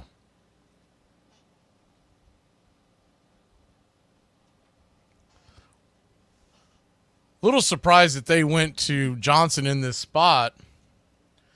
Dylan Lee, he fares well against right-handed batters as well. The 1-0 from Pierce brings it. Curveball. Gets the wide call. We'll take it. It's 1-1. Jonah Bride stands on deck. Lopez in the hole. The 1-1 swing chops it in between home and third, but it'll roll foul 1-2. Christian Pache, the ex-Atlanta Brave. Speaking of guys who have kind of bounced all over the place, he has been everywhere. He was traded out to Oakland by the Braves. Since then, was with Philly last year. Started with Philly this year, went to Baltimore, now Miami. The 1-2, curveball. Did not get the call. Man, you want that call if you're Pierce Johnson. That's his money pitch. That was a teardrop right there at the knees. Might have been a touch low, but most of the time he gets that call. Deuces wild, 2 on, 2 out. The 2-2 pitch. Brings it. Curveball. Caught, looking strike 3. He got caught watching the paint dry, and that'll end the inning. Pierce Johnson comes in, puts out the fire. We're within 1, heading to the 8th. Let's go, Braves country. Am I the problem? Of course you are! Gen X Hotline, what do you want? My son saw another student with a vape pen in his backpack. Should we tell the teacher or go straight to the principal? All right, let me check the book on that. Teacher or principal? Okay, it says, tell him not to be a snitch and to mind his business. Are you serious? Yep. Have a great day. I was blackballed for 2 years. I couldn't get a job. And because of that, I lost my big, beautiful house in Los Angeles, my shiny Mercedes, all my stuff. And as you can imagine at the time, I was really crushed. They thought that I was some religious zealot, but to me, it was just that I didn't think it was the right thing to do. And also, I really love my wife. And as I've said, and I'll say it a million times, these lips are meant for one woman. Eyes closed. I have a surprise. Did you do the dishes? I said surprise, not miracle. Gen X Hotline, what do you want? Hi, I work from home, and with the kids still home on summer break, I am not getting anything done. Okay, so step 1, have you tried locking them out of the house? Okay, but like what would they eat all day? Okay, do you have any like honeysuckle or blackberry bushes in your neighborhood? Yeah, I think so. Why? They're gonna be fine. That's what they're gonna eat. Really? Yep. What about the bathroom? Oh no, they're just gonna poop in the woods. What? You're good. You're welcome. Wait. I never want to hear the term Uncle Stevie again. It was all a lie. As with everything with the Mets, always teasing, never pleasing. Baseball stories are so various, and they swap characters in them, but the way I heard it, Lefty Gomez himself, a pitcher, faced the 18-year-old Bobby Feller. The first one came over, and the umpire called it strike, and the second one came over, called it strike, and the third one came over, and the umpire called it strike, and Gomez said, I thought that last one sounded a little low.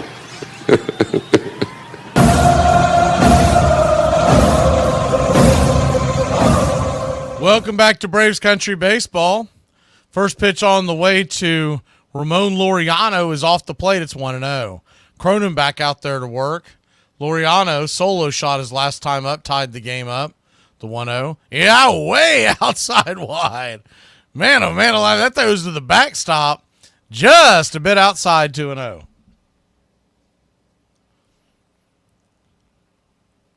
Ramon Laureano, Murphy And Gio Urshela do up the 2-0 in the dirt, 3-0. 3-0 count to Ramon. Marlins clinging to a 1-run lead.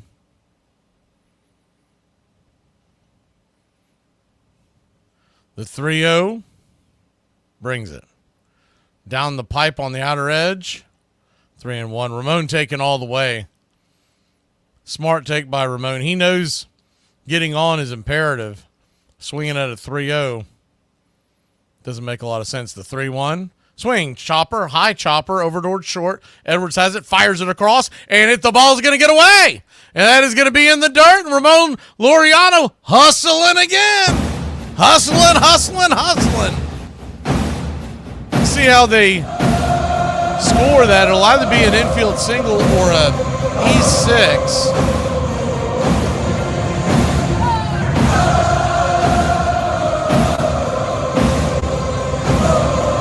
They're going to give it an E6. It was going to be a really close play, but it was a really bad throw as well. Ramon hustling down the line. That'll bring Sean Murphy to the plate. This is where you'd love to see a bunt, but he doesn't bunt. First pitch, outside wide, it's 1-0. The 1-0. Yeah, Beef. I'm telling you, Ramon running is one of my favorite things of this year. It's like a cartoon. The 1-0. Inside, 2-0. For those who can't see it, he glides, but it looks like he's running very, very, almost like he's in mud, but assholes and elbows down the line. The 2-0. Swing, fouls it away, 2-1. So a 2-1 count.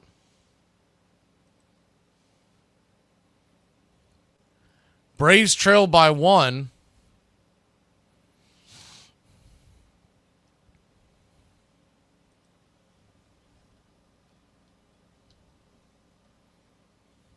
The 2-1 swung on, foul back.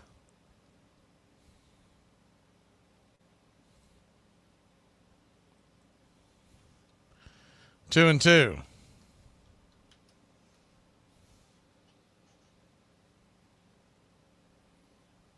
If you missed the news from earlier, Rick Kranitz has returned to the team. You'll see him in the dugout. That's why Abreu's in the bullpen. The 2-2. High and out of the zone. Inside. Well inside. Murphy had to bend down out of the way. Full count. So Cronin's kind of been all over the place. We'd love another walk here. 1 on, nobody out.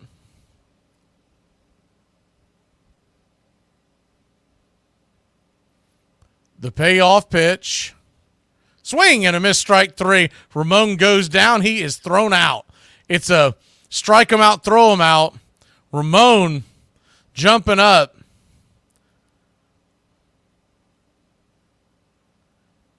He is ticked off. I don't know what exactly he's mad about. He's mad about the fact that he was thrown out, or were they putting a play on and Murphy couldn't make contact? Throw looks like it beat him by the naked eye. They're slowing it down now. The throw, tell you what, he might have missed him. It looks like they are going to challenge it. So the throw beat him, but Lopez stuck the glove out to get Laureano. Laureano, when he touches the bag, it almost looks like he had not made contact with him. It's going to be really hard to turn this over, though. That's the problem. So when you look at the replay, did it touch his sleeve before he touched the bag? And do they have enough to overturn? That's the other thing. If the call on the field is safe, I don't think they overturn it. The call on the field was out.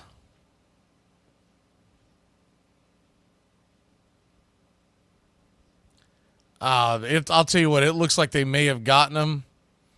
You could argue it either way. The problem is getting it overturned. If he made contact with that sleeve right there,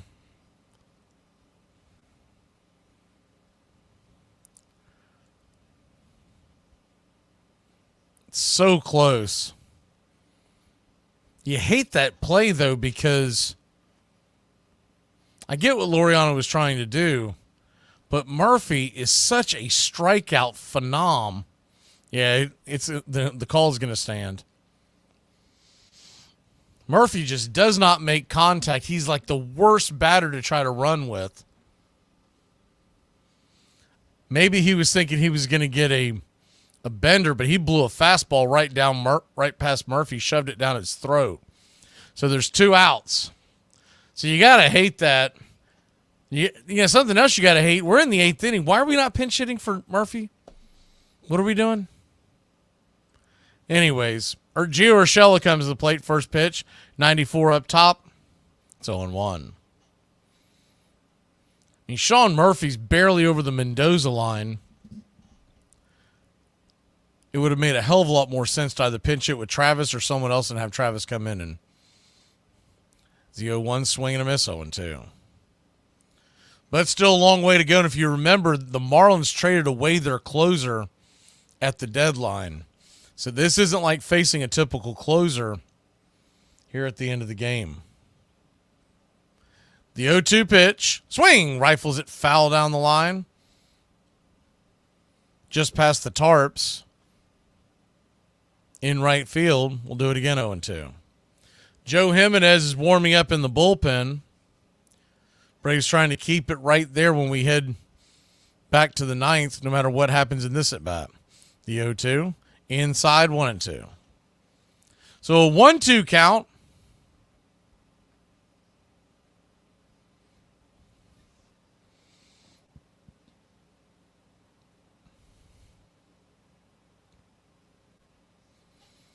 Righty. The pitch.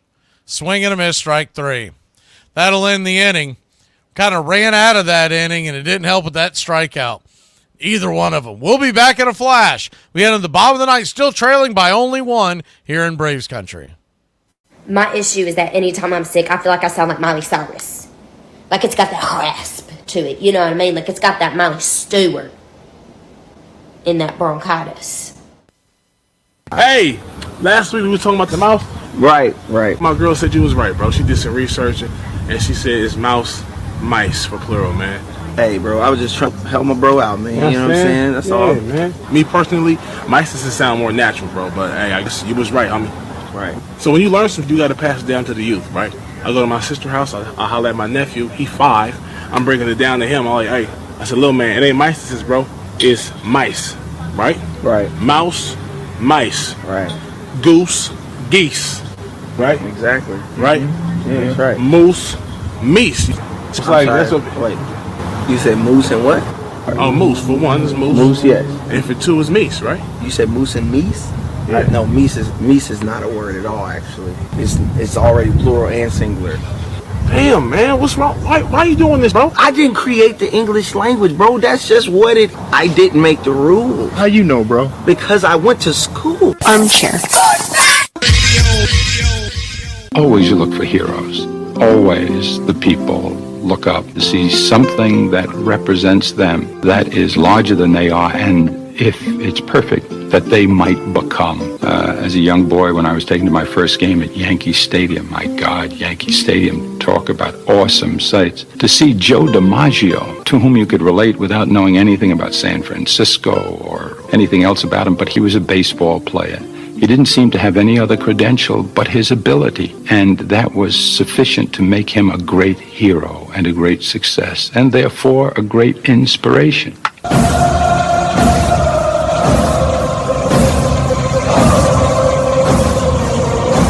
Welcome back to Braves Country Baseball. Joe Jimenez comes on to try to keep the Marlins right here at 4 runs. First pitch on the way, slider down and in. It's 0-1.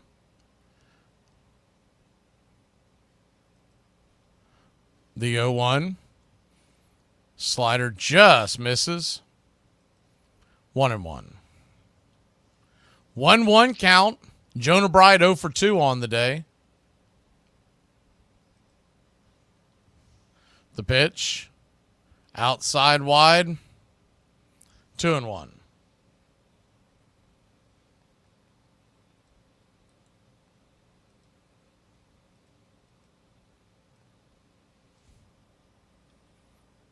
The 2-1, right there for a strike, slider on the edge, 2-2.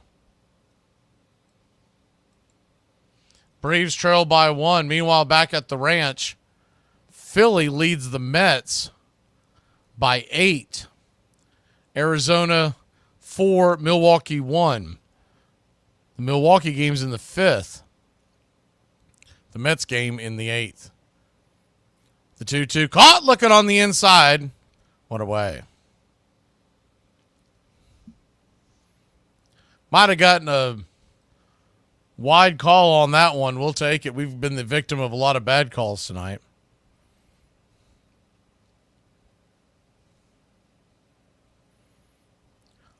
One down. First pitch on the way. Swing and a miss by Lopez. He came out of his shoes on that one. It's 0-1. Otto Lopez decided to swing at that pitch about mid-March. I mean, he came out of his shoes on that one, spinning around. The 0-1 swung on, chopped foul down the line. It's 0-2.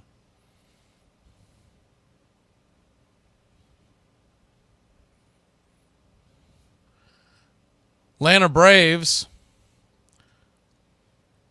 will have Orlando Arcia due up to lead us off in the 9th and then the top of the order. The 0-2 down and away, 1-2. You do wonder, would they possibly pinch hit the 1-2? Swing, fouls it back. Do it again. Got a couple of ways you could go, and then if it goes to the bottom of the 9th or extras, Eli White has played shortstop in the past. Merrifield has, but it's been a long time. I don't know if they would put him out there, but you never know. The 1-2, right there at the knees. Caught, looking strike 3. 95 on the outer paint, 2 away.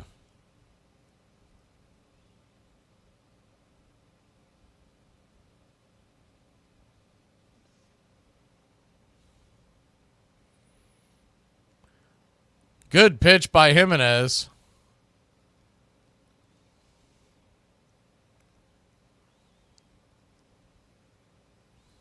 First pitch on the way to Conine is swung on and slapped back foul. It's 0-1.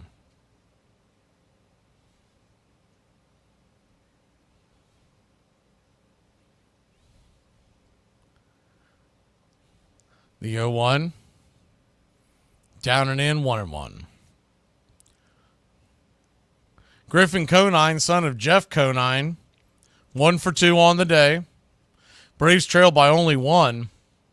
Most of the damage done in that first inning where Charlie Morton gave up 3 runs. The 1-1, swing and a miss up top, 1-2. Braves pecked away, got 1 in the 3rd, 1 in the 4th, gave 1 up in the 5th, and then got 1 back in the 6th. That's where we stand 4-3. The 1-2 from Jimenez. Chopped foul down the line. First base side. Do it again, 1-2.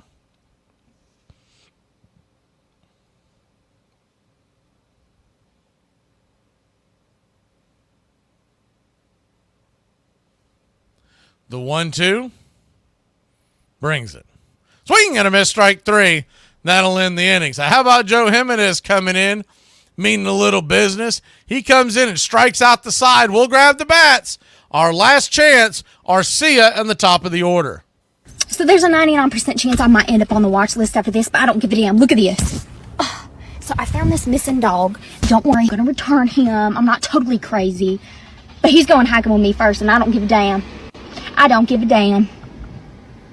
It's been my dream to have a husky. Let me have my moment. Gen X hotline, what do you want? My kids are saying they're bored. What do I do? Okay, kids are bored. Yes, okay, so tell them to go play in traffic. But they're not allowed in the street. Have a good day. What? Armchair. Look, I am a 10. I mean, I might be like 2 5s being held together by like and giggles and stuff, but I'm a 10. Perspective. Hello. No matter how you got to the 10, it's still 10.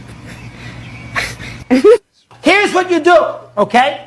When you're in a situation where you're going to say, let me talk to the brass to see where we are as a team. When you're getting paid $43 million, you better be Sandy Koufax. That's who you better be.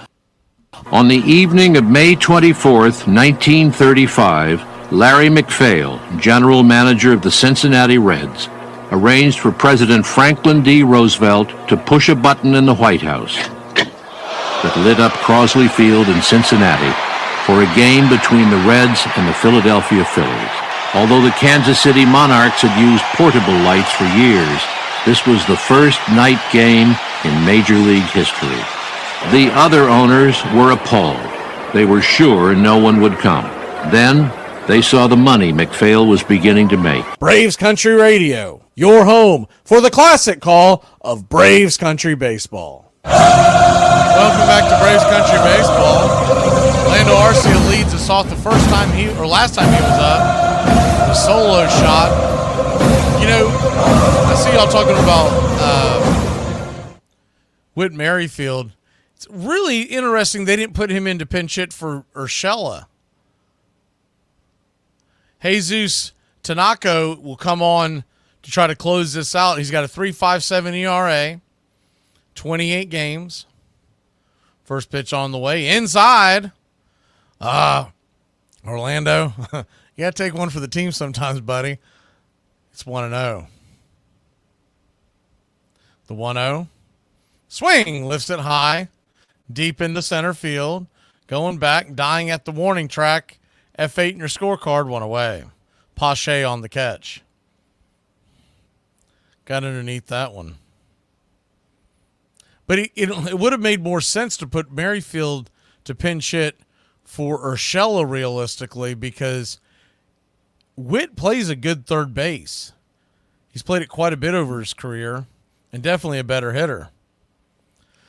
But nonetheless, one down, top of the ninth. First pitch on the way. Outside first strike, it's 0-1. The good news is it looks like we won't lose any ground to the New York Mets. It's 10-2 Philadelphia in the eighth. It is 4-4 as the 0-1 swung on. That ball sliced towards left, making the running catch in left field. F7 in your scorecard, now 2 outs. Back to what I was saying, is that play was made by Hill. He stayed in for Sanchez. Pache stayed in for Stowers. The Milwaukee Brewers have tied it up in Milwaukee against Arizona. Go ahead and put that in the chat. First pitch on the way. Sinker outside wide to Ozzie. It's 1-0. Ozzie's 0 for 4 tonight. You know they won't pitch in for him, but just hope he can find his way aboard. The 1-0. Chops it foul. All kinds out of sorts. 1-1. So the big picture there would be if we do lose, you know you weren't going to win the next 9 games. That wasn't going to happen. And by the way, now it's 12-2 Philadelphia. So go Philly, go. The 1-1 swung on, chopped it again. 1-2.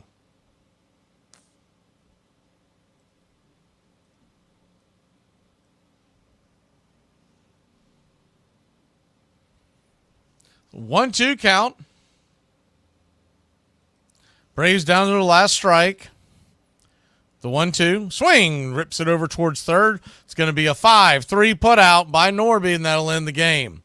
Hoping Norby might throw another one into the seats, but the Marlins win 1 here against Atlanta. You knew you probably weren't going to go out there and win 9 in a row, so it's not the end of the world. Meanwhile, Philly is beating New York. We won't lose ground there. And if Milwaukee continues their ways, maybe they can beat Arizona. We'll wake up tomorrow 2 games back, just like we were today. Would have loved to have made up some ground, but this is the way it's going to be.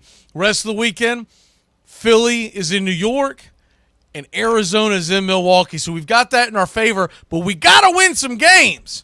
We'll see you tomorrow. Remember, y'all, it is a 4:10 first pitch tomorrow. Atlanta Braves versus the Miami Marlins tomorrow, 4:10. Also, for all you football fans or ones that just want to take a stab at it, 9 a.m. to 10 a.m. tomorrow. You'll be able to put your survivor pick in the chat here on Braves Country Radio. Name of the show is Cover Country, but you just got to jump on into here. And we're doing the survivor pool beginning it tomorrow. Good luck to everybody. You just got to pick a winner. It has nothing to do with point spreads. If you haven't played before, we're going to explain the rules tomorrow. And tomorrow, 4:10 first pitch. It's Max Fried Day. We got to get the win tomorrow. Y'all have a great one, Braves Country. Appreciate you spending your Friday night with us. We're going to bounce back tomorrow. We're going to get that win. Have a great